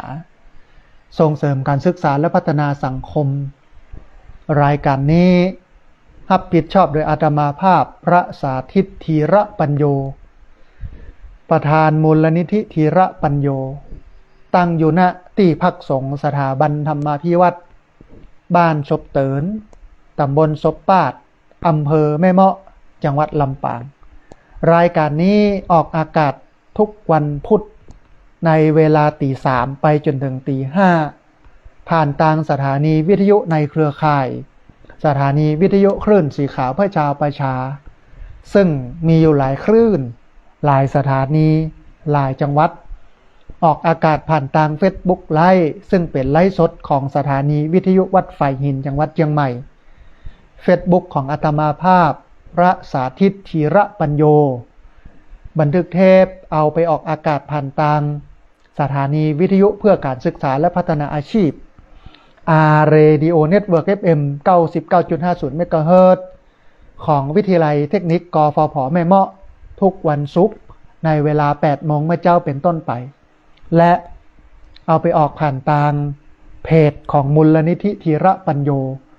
ซึ่งท่านผู้ฟังสามารถไปติดตามรับฟังย้อนหลังไปก๊อปปี้ลิงก์ไปคัดลอกลิงก์เอาไปส่งเอาไปแชร์ให้กับญาติธรรมทั้งหลายให้ได้ยินได้ฟังกันได้แถมตัวนะฮะท่านผู้ฟังวันนี้ได้อู้ถึงเรื่องการแบ่งพระบรมสารีริกธาตุคำสั่งเสียของพระพุทธเจ้าว่าจะต้องสร้างพระบรมสารีริกต้องสร้างพระธาตุเจดีย์ไว้แล้วก็เอาพระบรมสารีริกธาตุก็คือกระดูกไปบรรจุไว้ให้ผู้คนได้กราบไหว้ในทิศทั้ง4รวมไปจนถึงอู้ถึงเรื่องปีนักทรัพย์ชวดหนูฉลูวัวขานเสือเสาะกระต่ายมะลงงูใหญ่มะเสงงูเล็กมะเมียม้ามะแม่แพะบอกลิงละกาไก่กุนหมูหรือจ้างซึ่งเป็นความเชื่อของคนจีนปีนักทรัพย์เนี่ย12ราศีเนี่ยเป็นความเชื่อของคนจีนและความเชื่อเรื่องพระธาตุก็เป็นความเชื่อเรื่องของคนอินเดียทีนี้เอามาผนวกกันทั้ง2ประเทศนี้คือทั้งประเทศจีนและประเทศอินเดียเนี่ยเป็นประเทศที่มีอิทธิพลทางด้านวัฒนธรรมเพราะเป็นเมืองใหญ่ประชากรเยอะอู้กันเป็นพันล้าน2ที่เนี่ยเป็นที่กว้างเป็นประเทศที่กว้างขวางเป็นประเทศที่ยิ่งใหญ่ในเรื่องของวัฒนธรรมในเรื่องการค้าขายเป็นประเทศที่มีอิทธิพลแน่นอนว่าเมื่อทั้ง2ประเทศนี้เข้ามาค้าขายในประเทศไทยบ่ว่าจะเป็นอินเดียก็ดีบ่ว่าจะเป็นจีนก็ดีความเชื่อต่างๆอิทธิพลลัทธิความเชื่อต่างๆเหล่านั้นก็ติดสอยห้อยตามมากับคณะที่เปิ้นมากันนะฮะอินเดียก็เอาเรื่องพระธาตุเข้ามาในประเทศไทยความเชื่อเรื่องพระธาตุความเชื่อเรื่องพระบรมสารีริกธาตุเข้ามาจีนเอาความเชื่อเรื่อง12ราศีปีนักษัตริย์เข้ามานะฮะก็เลยมาผนวกกันแล้วคนรุ่นหลังก็เลยมาสร้างเรื่องเล่าถึงเรื่องพระธาตุประจำปีเกิดนะเป็นปีนะอย่างยกตัวอย่างเช่นปีหนูคนเกิดปีชวดปีหนูพระธาตุประจำปีเกิดคือพระธาตุสีจอมตองจังหวัดเชียงใหม่นะแห่งมันหนึ่งคือคนเกิดปีฉลูวัวพระธาตุประจำปีเกิดคือปีวัวเนี่ยคือพระธาตุลำปางหลวงจังหวัดลำปางคนเกิดปีขานปีเสือพระธาตุประจำปีเกิดของคนเกิดปีเสือคือพระธาตุจ้อแฮจังหวัดแป้คนเกิดปีเถาะปีกระต่ายพระธาตุประจำปีเกิดของคนเกิดปีเถาะกระต่ายคือพระธาตุแจ้แห้งจังหวัดน่านคนเกิดปีมะโรงงูใหญ่หรือว่าพญานาคพระธาตุประจำปีเกิดคือพระธาตุเจดีย์พระสิงห์วัดพระสิงห์จังหวัดเชียงใหม่นะคนเกิดปีมะเสงงูเล็กพระธาตุประจำปีเกิดคือพระธาตุมหาโพธิ์เจดีย์วัดเจ็ดยอดหรือเจดีย์พุทธคยาที่ประเทศอินเดียนะฮะแห่งมันหนึ่งคือคนที่เกิดปีมะเมียม้าพระธาตุประจำปีเกิดของคนเกิดปีมะเมียม้าคือพระบรมธาตุเมืองตากจังหวัดตากหรือพระธาตุชเวดากองที่เมืองย่างกุ้งประเทศพม่านะฮะคนเกิดปีมะแม่แพะคนเกิดปีแปะพระธาตุประจำปีเกิดของคนเกิดปีแปะคือพระธาตุดอยสุเทพจังหวัดเชียงใหม่นะฮะคนที่เกิดปีวอก ปีลิงพระธาตุประจำปีเกิดคือพระธาตุนครพนมจังหวัดนครพนมนะแหมอันหนึ่งคนเกิดปีละกาไก่พระธาตุประจำปีเกิดของคนเกิดปีไก่คือพระธาตุหริปุญใจจังหวัดละปูนคนเกิดปีจอหมาพระธาตุประจำปีเกิดคือพระธาตุเกศแก้วจุฬามณีบนสวรรค์จันทร์ดาวดึงปูนและต่อมาคนก็เลยเอามาสร้างไว้ในโลกมนุษย์คือวัดเกศการามจังหวัดเชียงใหม่ตรงข้ามกับกาดหลวงเตียวข้ามแม่น้ำปิงไปฝั่งลายคนเกิดปีกุลกุชระก็คือปีหมูหรือปีจ้างพระธาตุประจำปีเกิดของคนเกิดปีหมูปีจ้างคือพระธาตุดอยตุงจังหวัดเชียงรายนะฮะอันนี้คือความเชื่อเรื่องพระธาตุประจำปีเกิดแล้วก็ความเชื่อเรื่องของการแบ่งพระบรมสารีริกธาตุตลอดจนถึงกรรมสั่งเสียของพระพุทธเจ้า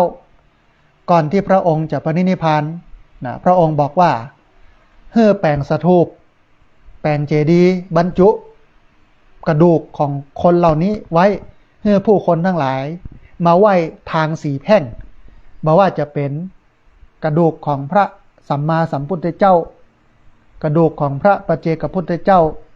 กระดูกของพระอรหันตสาวกแล้วก็กระดูกของพระเจ้าจักรพรรดิสี่จำพวกนี้คนสร้างนะฮะพระบรมพระธาตุเจดีย์สถูปไว้แล้วก็เอากระดูกเปิ้นไปบรรจุไว้หั่นท่านผู้ฟัง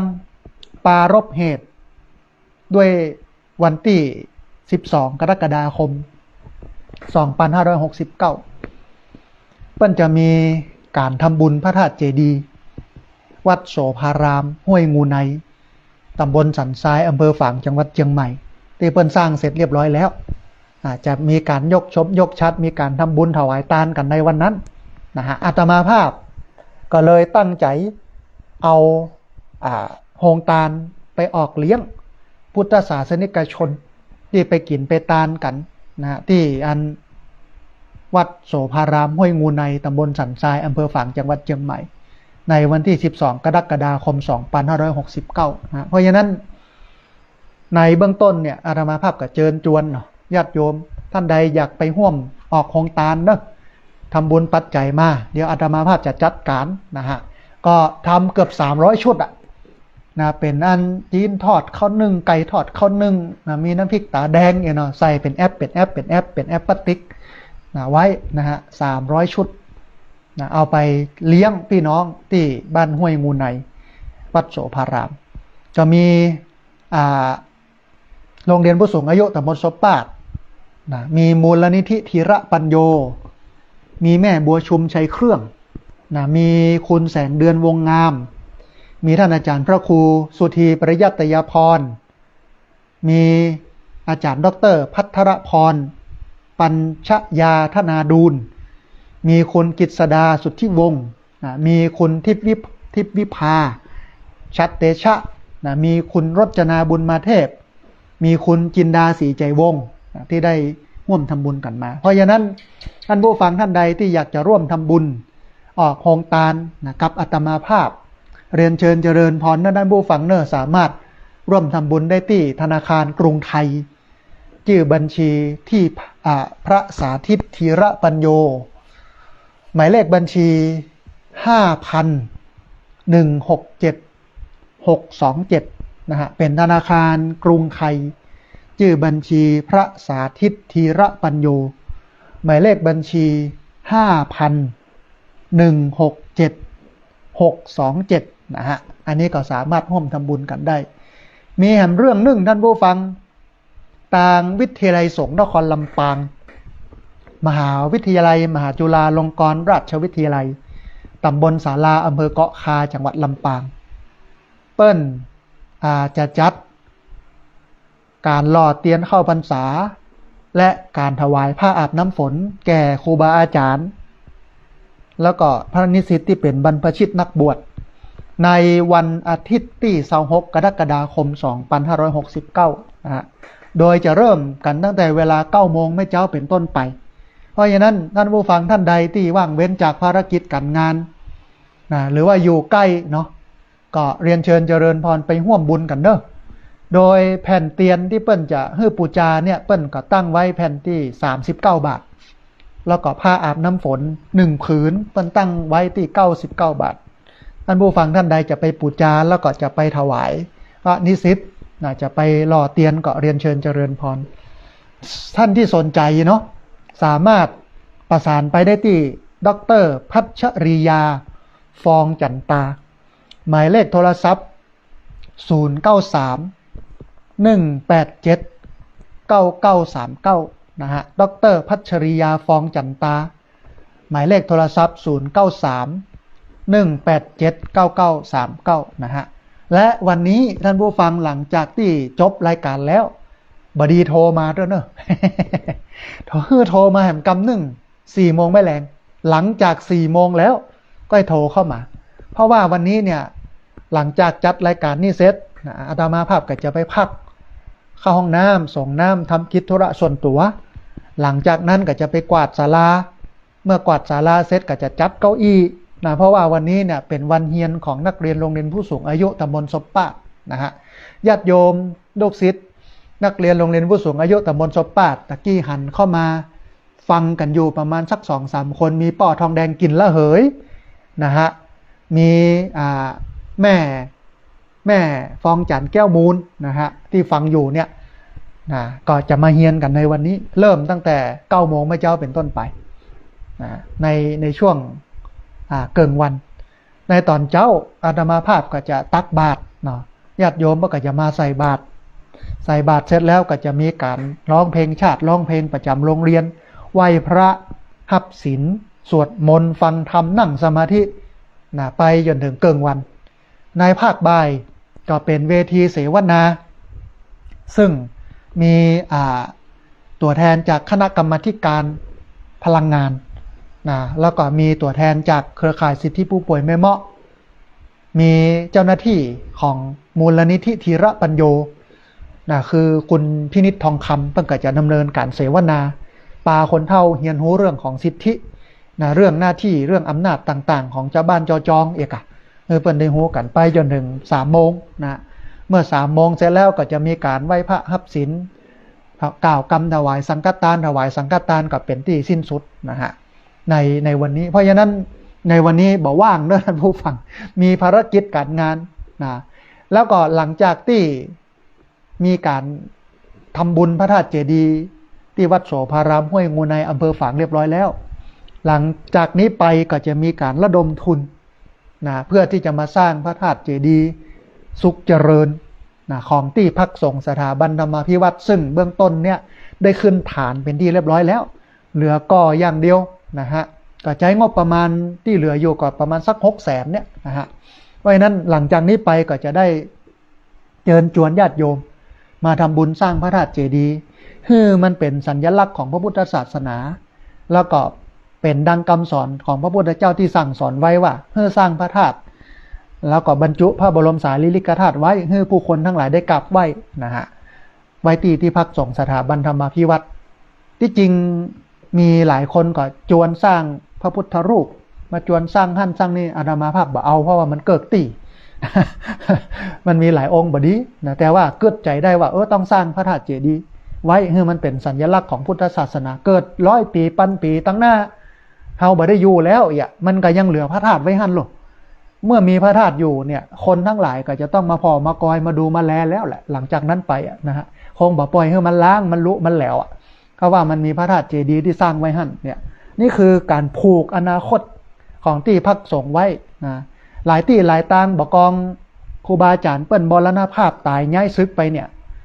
วัดนั้นก็เลยเป็นวัดร้างนะแต่ว่าอาตมาภาพก็มีเทคนิคในการที่ให้ผู้คนมากราบมาไหว้มาพอมากอยกันเป็นประจำนะฮะเอาละท่านผู้ฟัง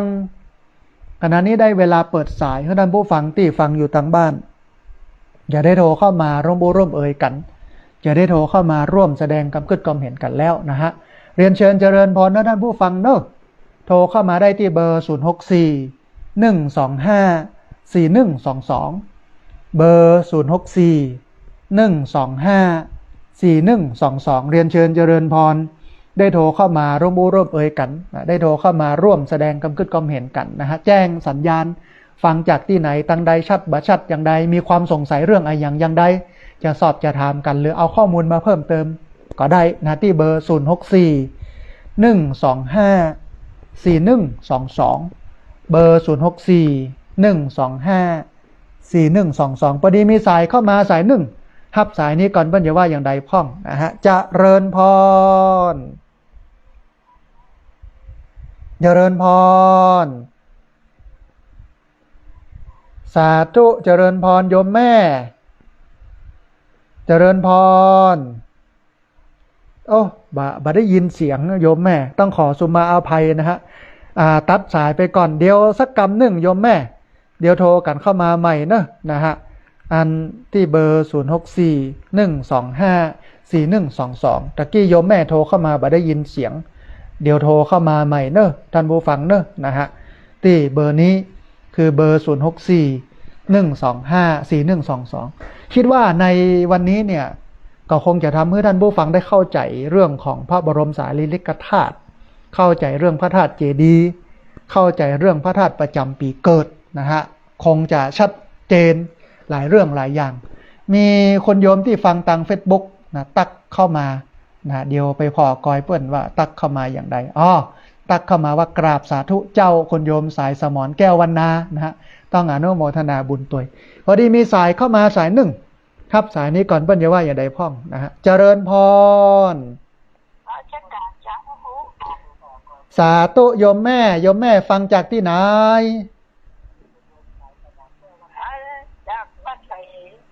โอ้วัดไฟหินเชียงใหม่เนาะอยู่ตังใดโยมแม่อยู่ตังใด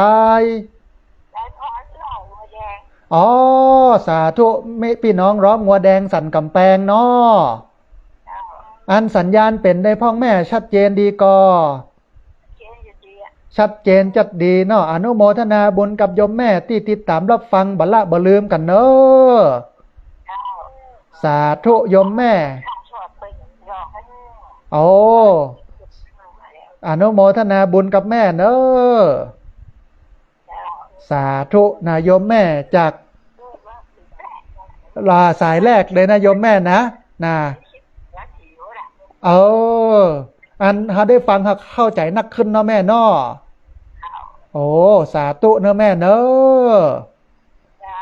สาธุโยมแม่จากร้องงัวแดงสันกำแพงโทรเข้ามาสายแรกนะบอกว่าฟังชัดเจนนี่แล้วก็เข้าใจเรื่องระบบเรื่องพระธาตุประจำปีเกิดเรื่อง12นักษัตริย์เรื่องของการแบ่งพระบรมสารีริกธาตุนะฮะเรียนเชิญเจริญพรนะพี่น้องเนอะเวลาโทรเข้ามาให้พี่น้องหลีเสียงวิทยุฟังทางโทรศัพท์เอาเนอะมันบอกควรจะฟังทางวิทยุเดี๋ยวเสียงมันจะสะท้อนให้ปิดหรือหลีวิทยุแล้วก็ฟังทางโทรศัพท์เอาสัญญาณมันจะชัดเจนดีนะฮะพอดีมีสายเข้ามาสายหนึ่งครับสายนี้ก่อนเบิ้ลจะว่าอย่างใดพ่องจะเริญพรโอ้สาธุแม่น้อยกัดนัดน้อยวันนี้มีอย่างจะเพิ่มเติมก็เจริญพรเลยเนอะเจ้าตามกาลการเวลาเจ้าวันอาสาฬหะเจ้าอย่าใจเวลาแค่1 นาทีไปหน่อยเจ้าโดนติดเป็นเนื้อของเจ้าละนาเป็นวันอาสาฬหะเจ้าเดชมาจักเป็นธรรมเก้าปัญญาหาเจ้ามาเฝ้านาฟังกันที่ป่าอิสิปกนะมัคคายวันเขตดินไว้วันเลนาเมื่อสาลานาตัดเขาอาสาได้เทศนาธรรมจักเจ้าที่โคนทัญญาเป็นสมองค์เก่าภูมิลักษณะเจ้าสามดวงข้าพุทธธรรมพร้อมซึ่งพระสงฆ์เกี่ยวเก่าสามดวงองค์เลนาอาสาฬหะวันเขาอาสาของมีดีกามาตัดสินมีการงานใดก็ควรจะยุดอาสาเป็นมืดในวีเข้ามาสวดมนต์กันตลอดปีถ้าหากใครมีเวลากันเจ้าสวดมนต์กันไหวยิ่งใจดูเท่าเป็นคุณเจ้านายเจ้าไว้สาธุเจริญพรนะแม่น้อยกัดนัดนะปกติเปิ้นก็จะเอา ข้าวห่ำกำกรอนดีๆนะฮะเกี่ยวกับวันสำคัญพ่องเกี่ยวกับโน้นกับนี้พ่องมาอู้มาเอ่ยนะมาเล่ามาบอกให้เราได้ฟังต้องอนุโมทนาบุญตวยนะฮะพอดีมีสายก็มาสายหนึ่งฮับสายนี้ก่อนเปิ้ลอย่าว่าอย่างใดพ่องนะฮะเจริญพรโอ้สาธุแม่คำนวณแจ้ซ้อนเมืองปานลำปางเนาะสัญญาณเป็นได้พ่องแม่วันนี้แล้วก็เข้าใจเรื่องของเรื่องพระบรมสารีริกธาตุเรื่องสถูปเจดีย์พระธาตุประจำปีเกิด12นักษัตริย์ดีเนาะแม่เนาะเจ้าเขาแต่ดีหางพ่อแม่อยู่ซอยชุเทพปุ่นอยู่ไกลหน่อยนึงเด้อแต่ว่าแค่มาผลมีที่อยู่แล้วนักแกนี่เนาะแต่ว่าเฮาบ่จำเป็นต้องไปไหว้ประจำปีนั่นก็ได้ไหว้พระธาตุที่ไหนก็ได้แต่ถ้ามันมีโอกาสก็ไปถ้าบ่มีโอกาสก็บ่เป็นหยังเนาะแม่เนาะมันเป็น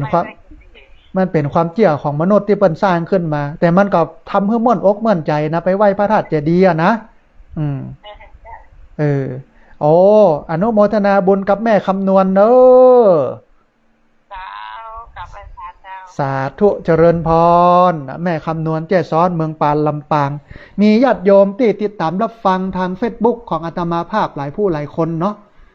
มีคุณโยมคุณแม่สุแก้วคำอ้วนนะฮะมีชื่อภาษาอังกฤษตัวมีคุณโยมนิทเนศสวรรยาธีมีคุณแม่พิษสมัยศรีเทพธรรมรงค์มีคุณแม่มันทนาอัมพันธ์มีคุณแม่สมควรใจน้อยมีคุณแม่สมจิตอินทรวิจิตนะฮะมีคุณแม่ฟองจันแก้วมูลนะฮะมีแม่อุ้ยน้องแฮกเกอร์มีไฮแฮมนะฮะมีคุณแม่สายสมรแก้ววรรณาแม่เดือนเพ็ญทิมว่างนะฮะแล้วก็มีญาติโยมโทรเข้ามาทับสายนี้ก่อนเปิ้ลจะว่าอย่างใดพ่องจะเริญพรเจ้าสาธุเจ้าสาธุโยมแม่เจริญพรสัญญาณเป็นใดพ้องชัดเจนดีฝนตกกับเจ้าลำปางตอนนี้บัดตกเตื้อครึ้มอยู่แม่นะเรื่องหนองล่องนี่หยดแล้วเด้อเอาหยดยอยมาแล้วเนาะแม่เนาะน่าจะบัดนักกันเนาะปีนี้มันแรงนะแต่ปอฮื้อตกฮื้อปอฮื้อเปิ้นได้ยะให้ยะนาเนาะแม่เนาะโอ้นักแต่อย่าท่วมตั้งลุ่งมันกะแม่นละอนุโมทนาบุญกับโยมแม่ที่ติดตามรับฟังแล้วก็โทรเข้ามาให้กำลังใจบัลละบ่ลืมกันเนาะจ้าไว้น้อมฟังถึงวันผู้ตนผู้องค์เจ้าสาธุชื่นใจแต่อนุโมทนาบุญสาธุนะแม่น้อมตาจางเวียงหนองล่องละปูนโทรเข้ามาให้กำลังใจแล้วก็แจ้งว่าพี่น้องตอนเวียงหนองล่องเนี่ยตาจางเนี่ยตกแล้วเนอะฝนจะย้อยนะพี่น้องก็ต้องระมัดระวังเรื่องดินโคลนถล่มน้ำป่าไหลหลากน้ำล้นตลิ่งกันเนอะนะฮะเรียนเชิญเจริญพรเนอะพี่น้องเนอะที่เบอร์0641254122เบอร์0641254122พอดีมีสายเข้ามาสายหนึ่งฮับสายนี้ก่อนเปิ้ลอย่าว่าอย่างใดพ่องนะฮะจะเริญพรโอ้สาธุโยมแม่นิเวศยมมาศักดิ์สัญญาณเป็นได้พ่องแม่วันนี้ชัดเจนดีเจ้าโอ้สัญญาณชัดเจนดีแล้วเข้าใจเรื่องพระบรมสารีริกธาตุเรื่องพระธาตุประจำปีเกิดเรื่องนักษัตริย์12ประการชัดเจนเนาะแม่เนาะเข้าใจดีฟังแล้วก็ม่วนใจเนาะเพลินไปตัวเนาะแม่เนาะเจ้าโอ้สาธุอนุโมทนาบุญกับแม่นิเวศยมศักดิ์เนอะที่ติดตามรับฟังบัลละบ่ลืมกันเนอะเป็นกำลังใจพระอาจารย์เจ้าได้กำลังใจจัดนักโยมแม่อนุโมทนาสาธุนะฮะแม่นิเวศยมศักดิ์นะฮะติดตามรับฟังประจำท่านผู้ฟังการบูชาพระธาตุเจดีย์สถูปต่างๆมันมีการบูชา2อย่างเนอะ1อามิสบูชาด้วยสิ่งของดอกไม้ถูกเทียนนี่เนาะนะฮะ2ปฏิบัติบูชาด้วยการเอาธรรมะของพระพุทธเจ้าไปปฏิบัติแล้วการบูชา2อย่างเนี่ยพระพุทธเจ้าเปิ้นสรรเสริญว่าปฏิบัติบูชาเนี่ยมันยิ่งใหญ่กว่าอามิสบูชาเพราะฉะนั้น เขาไปไหว้พระธาตุเจดีย์อ่ะมันต้องอะอย่างนักไปถึงกับกราบแล้วก็อิติปิโสนั่งสมาธิสัก9 นาทีหยาดน้ำแผ่เมตตาอันเนี้ยเป็นการบูชาสูงสุดนะฮะมันต้องไปเนี่ยอย่างนักนอกจากนี้พอดีมีสายเข้ามาสายหนึ่งครับสายนี้ก่อนเพิ่นจะว่าอย่างใดพ่องนะฮะเจริญพรสาธุโยมแม่เจริญพรสัญญาณเป็นใดพ้องเอาสาธุอนุโมทนาบุญกับโยมแม่ที่ติดตามรับฟังประจำแล้วก็โทรเข้ามาให้กำลังใจกันตลอดเนอะแม่เนอะสาเอาสาธุนะอันได้รับเรียบร้อยแล้วเนาะแม่เนาะอนุถ้ามีมาญาติโยมร่วมทำบุญมาก็มาเรื่อยๆเนอะแม่เนอะนะสาธุแม่อนุโมทนาบุญสาธุนายโยมแม่เปิ้นทำบุญสร้างเจดีย์นะมาเดี๋ยวหลังจากที่วันที่12ก่อนจะได้ประชาสัมพันธ์รายชื่อรายเสียงคนที่ได้ร่วมทำบุญสร้างเจดีย์มันเป็นสิ่งยิ่งใหญ่นะท่านผู้ฟังสร้างเจดีย์นะอันนี้ส่งมันหลายอันนี้ส่งมันสูงเพราะอย่างเพราะว่ามันเป็นคำสั่งเสียของพระพุทธเจ้าเพิ่นสั่งไว้เลยว่าเพื่อสร้างพระธาตุเจดีย์บรรจุพระบรมสารีริกธาตุบรรจุพระธาตุของอริยสาวกนะเอาไว้ตีต่างๆเนี่ยอันนี้เป็นคำสั่งเสียแล้วคนที่สร้างเจดีย์เนี่ยอันนี้ส่งผลบุญมันแหงนะท่านผู้ฟังเดี๋ยวหลังจากวันที่12ไปก็มาร่วมทำบุญกันการสร้างพระธาตุเจดีย์พอดีมีสายเข้ามาสายหนึ่งครับสายนี้ก่อนเพิ่นจะว่าอย่างใดพ่องนะฮะเจริญพรกราบไหว้สาธุท่านพระอาจารย์สาธุโยมแม่ฟังจากที่ไหนตั้งได้จากสันปะตองเจ้าเอาสาธุโยมแม่ชื่ออะไรยังแม่สีทอนเจ้าแม่สีทอนเปรมจิตสันปะตองเชียงใหม่สัญญาณเป็นได้พ่องแม่ชัดเจนดีเจ้าท่านเดินดินถิ่นล้านนาอนุโมทนาบุญกับแม่สีทอนเปรมจิตติดตามรับฟังบ่ละบ่ลืมกันเนอะแม่เนอะเจ้า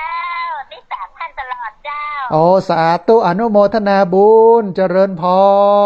รไหว้สาเจ้าสาธุนะแม่สีทอนเปรมจิตต้องอนุโมทนาบุญตวยนะที่อยู่สันปะตองติดตามรับฟังประจำนะฮะแล้วก็โทรเข้ามาให้กำลังใจกันตัวเวลาเหลือนักอยู่เนอะท่านผู้ฟังประมาณสัก24 นาทีเรียนเชิญเจริญพรที่เบอร์064 125 4122เบอร์064 125 4122พอดีมีสายเข้ามาสายหนึ่งครับสายนี้ก่อนเปิ้นจะว่าอย่างใดพ่องนะฮะเจริญพรกราบไหว้สาเจ้าท่านพระอาจารย์แม่สุเกี้ยวมันศิลปรสิทธิ์มันโหงหลับปูนเนอะแล้วติดตามคนที่กดใจข้าวเนี่ยขนาดเมื่อสายแรกไม่น้อยเจ้าแม่ถอนนะเจ้าสาธุโยมแม่ฟังชัดเจนดีเนอะขึ้น98.7แน่ว่าโดยสองฝากนะเจ้าท่าน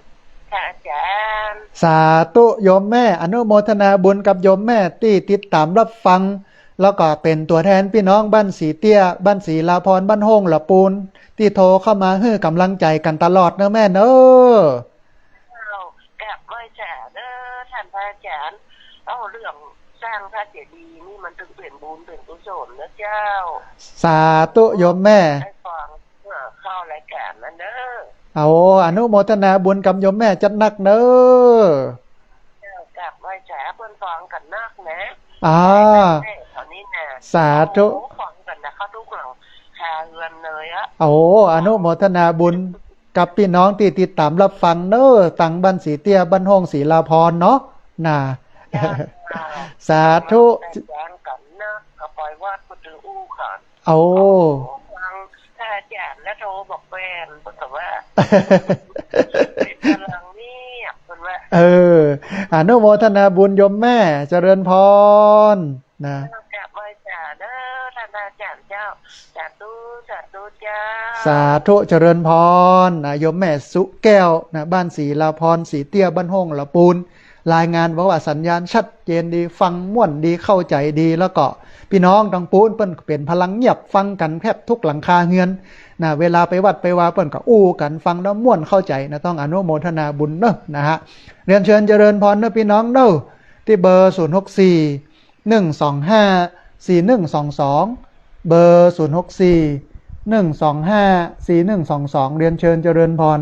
ได้โทรเข้ามาร่วมบูร่วมเอ่ยกันโทรเข้ามาร่วมแสดงกำกึดความเห็นกันนะฮะวันนี้มีสายเข้ามาสายหนึ่งครับสายนี้ก่อนเปิ้นจะว่าอย่างใดพ่องจะเริญพรครับโยมปอบุญยืนมาเกี่ยวกับรายการการ12 ล้านเศษของพระอาจารย์ครับเอาสาธุป้อบุญยืนสิทธิเครือบ้านฝ่ายน้อยเนาะป้อเนาะสัญญาณเป็นได้พ่องป้อชัดเจนดีก่อชัดเจนดีครับฟังเสียงชัดเจนดีครับแล้วก็ฟังพระธาตุเจดีย์12 ราศีนี่ป้อเข้าใจดีเนาะป้อเนาะเข้าใจดีครับโอ้นะดีครับอนุโมทนาบุญกับป้อด็อกเตอร์อันบุญยืนสิทธิเครือที่ติดตามรับฟังกันบละบ่ลืมกันเนาะป้อเนาะสาธุอนุโมทนาสาธุนะป้อบุญยืนสิทธิเครือนะโทรเข้ามาฮื้อกำลังใจกันตลอดวันกินตาลหล่อเตียนเข้าวันสายยมป้อเปิ้นเข้ามานะฮะปกติยมป้อนี่เปิ้นเดินบ่ค่อยไหวต้องสวกไม่เต้าตลอดแต่พอมากินมาตานกันในวันที่20ที่ผ่านมาเนี่ยท่านผู้ฟังปดทบลุกได้เดินได้วะกินตานได้วะเนี่ยเป็นอานิสงส์ผลบุญนะฮะพอดีมีสายเข้ามาสายหนึ่งเดี๋ยวครับสายนี้ก่อนเปิ้นอย่าว่าอย่างใดพ่องนะฮะจะเริญพรสาธุโยมแม่อู้ดังกว่านี้แหมน้อยเสียงมันก้อยไปโยมแม่ เจริญพรเอาสาธุโยมแม่ฟังจากที่ไหนโอ้อยู่ตังใดโยมแม่อยู่ตังใด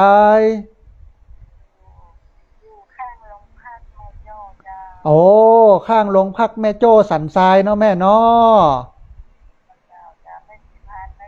แม่4,000อยู่ข้างโรงพักแม่โจ้นะอนุโมทนาบุญกับแม่ที่ติดตามรับฟังแล้วก็โทรเข้ามาให้กำลังใจกันเด้อสาธุโยมแม่อนุโมทนาสาธุนะโยมแม่เสียงก้อยล้ำไปนะโยมบอกค่อยได้ยินนะฮะท่านผู้ฟังเวลาเหลือแฮมยูเนอร์10 กว่านาทีนะฮะป่ายพุ่นเนาะเกือบ20 นาทีเรียนเชิญเจริญพรที่เบอร์064 125 4122เบอร์064 125 4122เรียนเชิญเจริญพรได้โทรเข้ามาร่วมบูร่วมเอ่ยกันได้โทรเข้ามาร่วมแสดงกับพืชความเห็นกันนะฮะคุณแม่สมจิตอินทรวิจิตนะเปิ้นบอกว่าทำบุญกับพระอาจารย์ห่วมออกโฮงตาลนะที่วัดห้วยงูใน100 บาทอนุโมทนาบุญกับคุณแม่สมจิตอินทรวิจิตเนอะที่มากินมาตานด้วยกันอนุโมทนาบุญนะฮะพอดีมีสายเข้ามาสายหนึ่งครับสายนี้ก่อนเปิ้นอย่าว่าอย่างใดพ่องนะฮะจะเริญพรแม่สุแก้วคำอ้วนสารปีเจียงใหม่เนาะสัญญาณเป็นได้พ่องแม่ชัดเจนดีก่อชัดเจนดีจ้าบ้านแม่ฝนกลางจะตกลำปางครึ้มๆเดียวกันน่าจะลงเหมือนกันแต่ปีนี้มันแรงนะมันจะบันนักนะต้องตามสภาพมันเนาะแม่เนาะโอ้สาธุอนุโมทนาบุญกับแม่สุแก้วเนอะสาธุนะแม่สุแก้วคำอ้วนนะฮะติดตามรับฟังอยู่ที่อำเภอสารปีจังหวัดเชียงใหม่นะท่านผู้ฟังเวลาเลยครับ17 นาทีได้จัดหลายสายเนอะ17 นาทีนี่นะเรียนเชิญเจริญพรหลายคนกดบอกว่าหัวไม่มือปอแป๊บพยายามกดมาเนอะท่านผู้ฟังเนอะไม่ใช่ว่ากดแล้วว้าเจ็บมือบอกกดละ กดเข้ามาให้กำลังใจกันมาแจ้งสัญญาณมาบอกกล่าวข่าวบุญกันนะฮะที่เบอร์064 125 4122เบอร์064 125 4122พอดีมีสายเข้ามาสายหนึ่งรับสายนี้ก่อนเปิ้นอย่าว่าอย่างใดพ่องจะเริญพรโอ้สาธุโยมแม่สัญญาณเป็นได้พ้อง โอ้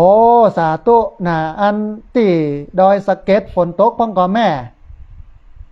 ฝนตกมันสว่างนี่กับตกตึงวันกับตกตึงวัน อ๋อ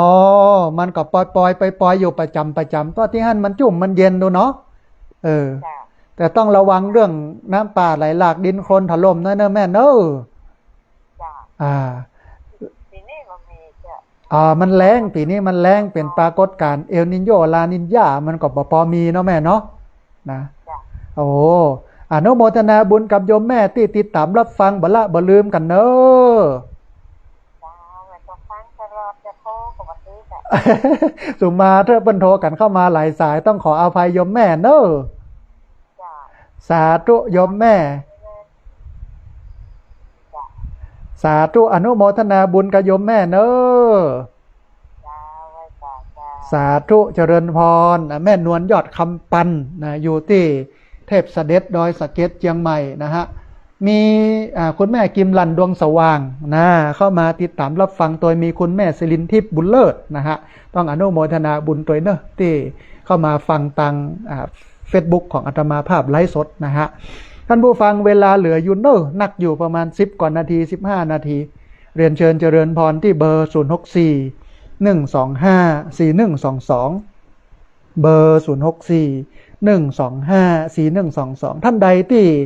อยากจะร่วมทำบุญออกโครงการเลี้ยงพี่น้องที่วัดโสภารามห้วยงูในอำเภอฝางจังหวัดเชียงใหม่ในวันที่12ก็สามารถร่วมทำบุญได้เนอะอาตมาภาพจะเอาไปออกโครงการเลี้ยงพี่น้องที่หั่นนะฮะพอดีมีสายเข้ามาแห่มสายหนึ่งครับสายนี้ก่อนเปิ้นอย่าว่าอย่างใดพ่องจะเริญพร ไม่สาเจ้า สาธุโย เจ้าชัดเจนดีเจ้า โยมแม่ฟังจากที่ไหน อ๋อบ้านปะติ้วแม่ริมเจ้า โอ้สาธุโยมแม่ชื่ออะไรหยัง อ๋อชื่อวันเพ็ญจ้าวันเพ็ญกันทวงศ์จ้า แม่วันเพ็ญกันทวงศ์บ้านป่าติ้วแม่ริมเนาะ เจ้าเจ้า โอ้สาธุอนุโมทนาบุญ เจ้าที่นี่ฝนตกเจ้า อ๋อแม่ริมฝนตกเนาะนะ เจ้า อ๋อต้องพอกอยระมัดระวังเรื่องน้ำเนอะแม่เนอะนะ เจ้า สาธุแม่เจริญพร ติดตามท่านตลอดนะเจ้า ชื่นใจแต่อนุโมทนาบุญนะ เจ้าเจ้า สาธุเจริญพรนะ เจ้า โยมแม่บ้านป่าติ้วแม่ลิมโทรเข้ามาให้กำลังใจกันต้องอนุโมทนาบุญตอนนี้กำลังหาเวลานะไปเจียงใหม่นะฮะอันพอดีหลวงพ่อท่านอาจารย์เจ้าคุณนะวัดลัทธิวันพระนอนขอนตานเปิ้นบอกว่าอาจารย์สาธิตผมอันถวายข้าวสารอัน500 กิโลเนี่ยจำนวนกระสอบละ5 กิโลไปจะ500 กิโลกระสอบละ5 กิโลจำนวน100 กระสอบท่านอาจารย์เอาไปแจกให้กับฐานทหารแล้วก็พระคุณเจ้าที่อยู่ตามแนวชายแดนเนอะที่จะไปกันในวันที่14 ถึง 17 สิงหาคมเนี่ยนะเดี๋ยวกำลังหาวันศุกร์สักวันหนึ่งน่าจะเป็นศุกร์ที่17ก็ได้ถ้าบัติดภารกิจอะไรอย่างนี้นะก็จะไปแล้วก็จะเอาอันหูปพระนักจัดรายการที่หลวงปู่พระครูปฏิพันธ์ธรรมทินหลวงปู่ดอยเปิ้นแปลงไว้ญาติโยมก็โทรเข้ามาจองกันหลายคนนะเดี๋ยวจะได้ประสานกันนะฮะอันนี้เป็นเบื้องต้นก่อนนะฮะถ้าบ่ผิดพลาดอะไรอย่างบดีมีสายเข้ามาสายหนึ่งครับสายนี้ก่อนเปิ้นอย่าว่าอย่างใดพ่องจะเริญพร ไหว้สาครับไหว้สาครับ สาธุโยมป้อชื่ออะไรหยัง เลยพรครับอยู่อันชัดครับ โอ้โยมป้อห้างชัดเนาะชื่ออะไรหยังโยมป้อ ผมชื่อพรแสงไหมครับ โอ้อยู่อำเภอห้างชัดอยู่บ้านหยังป้อ อยู่หนองลงครับ โอ้บ้านหนองลมเนาะป้อเนาะสัญญาณเป็นได้พ่องชัดเจนก่อป้อ ครับชัดเจนนี้ครับ โอ้อนุโมทนาบุญกับโยมป้อที่ติดตามรับฟังแล้วก็โทรเข้ามาให้กำลังใจกันเนอะ ครับผมสาธุครับ สาธุโยมป้อนะโยมป้อจากอันบ้านหนองลมอำเภอห้างชัดจังหวัดลำปางโทรเข้ามาให้กำลังใจกันต้องอนุโมทนาบุญกับโยมป้อจัดหนักนะฮะที่ติดตามรับฟังกันนะฮะพี่น้องที่ฟังอยู่เนอะเพราะว่าจะเป็นเชียงใหม่ละปูนลำปางแป้น่านพะเยาเชียงรายแม่ฮ่องสอนรวมไปจนถึงฟังทั่วประเทศทั่วโลกผ่านทาง Facebook ไลฟ์ของสถานีวิทยุวัดฝายหินและ Facebook ไลฟ์ของอาตมาภาพนะฮะล่าตามล่าบันดีคืนดีโยมที่แคลิฟอร์เนีย ประเทศสหรัฐอเมริกาเปิ้นก็เข้ามาชมเข้ามาฟังนะที่อันไลฟ์สดทาง Facebook ของอาตมาภาพตัวนะนี่ต้องขออนุโมทนาบุญนะฮะพี่น้องเมืองแป้เนอะที่ฟังกันอยู่นะหรือว่าเชียงใหม่ลำพูนลำปางพะเยาเชียงรายแม่ฮ่องสอนโทรเข้ามาได้นะที่เบอร์064 125 4122เบอร์064 125 4122พอดีมีสายเข้ามาสายหนึ่งครับสายนี้ก่อนเปิ้นจะว่าอย่างใดพ่องนะฮะเจริญพรสาธุโยมแม่ชื่ออะไรยัง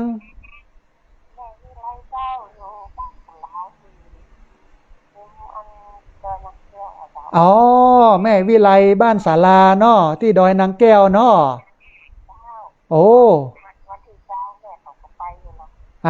วันที่20เนาะเดี๋ยวหาเวลามาพบมาปะกันเนาะแม่เนาะได้มากินมาตานกันเนาะอันก่อนที่ไปที่ดอยนางแก้วที่แม่ไปปะที่ทางแม่ยังไปทับอย่างขอกล้าไผ่จ้ะก้าไผ่เนาะก้าไม้เนาะแล้วหัวถามเอาปู่ไหนวันนั้นแม่ก็ไปพอที่รถจอดตั้งหลังพุ่นเนาะมันตายโยมแม่เพราะว่าอันต้นหันเนี่ยฝนตกมันจื้มเดี๋ยวกำลังจะพอว่าไอ้หยังที่เอามาปลูกแตนมันได้นะโยมแม่ต้องขอสุมาอภัยพ่ออ้อมปอกขนาดนักตัดหญ้าใส่ปุ๋ยพ่นดินโหมันเหี่ยวคือเวลาฝนตกอ่ะหน้าน้ำมันจะจืมแม่ท่านนะแล้วก่อนหน้าแล้งมาก่อนแล้งอีนะเดี๋ยวกำลังมาพอกันว่าจะเอาอย่างมาปลูกให้มันแตนที่หั่นเนาะแม่เนาะนะต้องขอสุมาอภัยกับโยมแม่โดยที่มันไม่ใหญ่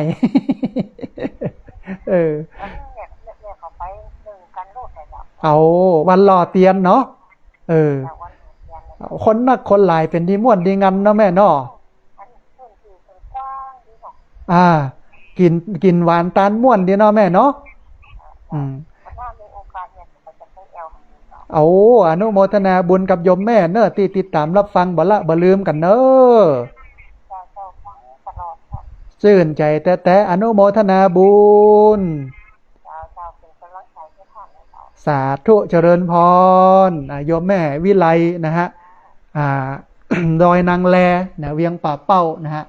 โยมแม่สมจิตอินทรวิจิตนะบอกว่าอันตอนนี้ร่วมทำบุญ200นะฮะก็คือมีโยมแม่อุไรวันอภิธันกรห่วมมาแหม101ในการไปออกโฮงตาลที่วัดโสภารามห้วยงูในนะฮะที่อำเภอฝางวันที่12ต้องอนุโมทนาบุญกับโยมแม่ตัวท่านผู้ฟังเวลาเหลือประมาณสัก 7-8 นาทีเนอะนักอยู่นะโทรเข้ามาได้ที่เบอร์064-125-4122นะฮะเบอร์064-125-4122ตะกี้โยมแม่วิไลเปิ้นทวงมาว่าพระอาจารย์โยมแม่หอมเก้าไม้พระอาจารย์ไปปลูกแล้วแต่เมินแล้วนะนี่เป็นได้พ่องาอีเนาะอาตมาภาพก็เลยบอกว่าสุมาเตอร์แม่มันตายไปเหี้ยนะเพราะว่าที่หลังท่านเนี่ยเวลาฝนตกน้ำมันจืมหากมันเน่าเวลามันแล้งก็แล้งนะวันก่อนอันญาติโยมที่คณะเกษตรมหาวิทยาลัยเชียงใหม่เปิ้นมาพอเปิ้นก็บอกว่าปลูกหั่นปลูกนี่ปลูกหั่นปลูกนี่มีหลายอย่างจะอันจะอีแล้วก็เลยเสนอมาอันนึงว่าไผ่นี่นะก็เลยไปพออันเฮาปลูกไผ่สร้างมน10ให้เกือบ500ต้นน่ะเรียบร้อยละทีนี้มันยังมีไผ่ที่จะกินนอก็คือไผ่บงหวานเพชรน้ำผึ้งตอนนี้กำลังไปเรียนรู้ศึกษาเรื่องไผ่บงหวานเพชรน้ำผึ้งเบอร์จัมโบ้นะซึ่งมันบ่มีแขนงเยอะแล้วหน่อมันใหญ่แต่มันแปลงท่านผู้ฟังก้าหนึ่งน่ะ2 ปันนะฮะแต่ว่าที่อำเภอเด่นใจจังหวัดแป้เปิ้นพอมีขายอยู่แต่อาจจะถูกกว่านั้นเดี๋ยวลองไปดูพระอาจารย์จะไปพอกอยก่อนไปเรียนรู้ก่อนเสร็จแล้วก็มาดูพื้นที่แล้วก็เดี๋ยวจะระดมทุนนะปลูกแหมกำหนึ่งเพราะว่าจะใจนอนั้นเนี่ยเอามาเลี้ยงนักเรียนโรงเรียนผู้สูงอายุถ้ามันสามารถแจกจ่ายให้เจ้าบ้านเจ้าจองกับแจกจ่ายถ้ามันขายได้เอาเงินให้เจ้าบ้านเจ้าจองกับว่ากันไปทีหลังนะฮะตอนนี้ส่วนไผ่ที่จะใจไม้ของมันเรามีเรียบร้อยแล้วนะเดี๋ยวนี้ไผ่สร้างมนที่ระดมทุนปลูกเขาแล้วเนี่ยท่านผู้ฟังนอมันขึ้นนะใหญ่เต้าแขนเนี่ยปั๊บเป็นดีเป็นงามนะเดี๋ยวก็จะตัดหญ้าแหมสักรอบหนึ่งนะให้มันเป่งเอาไว้เป็นที่เดินแอวให้คนมาถ้ามัน3 ปีเนี่ยมันจะใหญ่ปุออกนะฮะห่มเย็นเป็นสุขคนจะมาพักมาผ่อนได้จะใจจัดกิจกรรมจะใจประชุม เสวนาปฏิบัติธรรมเข้ากรรมเข้าปริวัติกรรมตลอดจนถึงหน่อของมันนะเอามากินได้เอามาแกงได้แล้วก็เก้ามันเนี่ยเอามาเนี่ยไม้ต่างๆเอามาเนี่ยเฟอร์นิเจอร์เอามาเนี่ยตะกร้าเอามาเนี่ยซุ่มเอามาเนี่ยอย่างต่างๆนะอันนี้คือประโยชน์ที่มันเกิดขึ้นหลากหลายพอดีมีสายเข้ามาสายหนึ่งฮับสายนี้ก่อนเพื่อนจะว่าอย่างใดพ้องนะฮะเจริญพรสายลุดไปนะฮะต้องขออภัยเนอะคุณโยมโทรเข้ามาใหม่เนอะที่เบอร์064-125-4122เบอร์064-125-4122ต้องกราบขอบพระคุณท่านอาจารย์พระครูนะฮะที่ติดตามรับฟังแล้วก็ที่ Facebook นะฮะติดตามรับฟังทาง Facebook โดยอาจารย์พระครูโสภิตโพธานุรักษ์ที่บ้านปินอำเภอรองจังหวัดแปร่ตัวนะครับกับนมัสการถวายความเคารพท่านอาจารย์พระครูนะครับพอดีมีสายก็มาสายหนึ่งครับสายนี้ก่อนเบิ้ลอย่าว่าอย่างใดพ้องนะฮะเจริญพรสายลุดไปเจริญพรเจริญพรเจริญพรสาธุโยมแม่เจริญพรเสียงดับไปต้องขอสุมาภัยตัดสายนี้ไปนะฮะท่านผู้ฟังที่โทรเข้ามาแล้วบัดติด ที่โทรเข้ามาแล้วบัดได้รับสายโทรเข้ามาใหม่เนอะสุมาภัยกับญาติโยมโทรเข้ามาที่เบอร์064-125-4122เบอร์064-125-4122พอดีมีสายเข้ามาสายหนึ่งฮับสายนี้ก่อนเปิ้ลอย่าว่าอย่าใดพ้องนะฮะเจริญพรรู้สึกว่าสายโทรเข้ามาแล้วจะมีปัญหานิดหน่อยนะฮะท่านผู้ฟังต้องขอสุมาอาภัยนะโทรเข้ามาใหม่เนอะที่เบอร์064-125-4122เบอร์064-125-4122เดี๋ยวฮับสายนี้ก่อนเปิ้ลอย่าว่าอย่าใดพ้องนะฮะเจริญพรเจริญพรเจริญพรเจริญพรเสียงมันอย่างใด เสียงมันอย่างใดนะเจริญพรโยมแม่เอาสาธุดอยสะเก็ดเนาะแม่เนาะสัญญาณเป็นได้พ้องสัญญาณดีเจ้าชัดเจนดีหน่อยดอยสะเก็ดนะอยู่บ้านอย่างโยมแม่อยู่บ้านไม่เอาใกล้กันเราอยู่ใกล้ท่านอาจารย์พระครูชลทานพิทักษ์เนาะ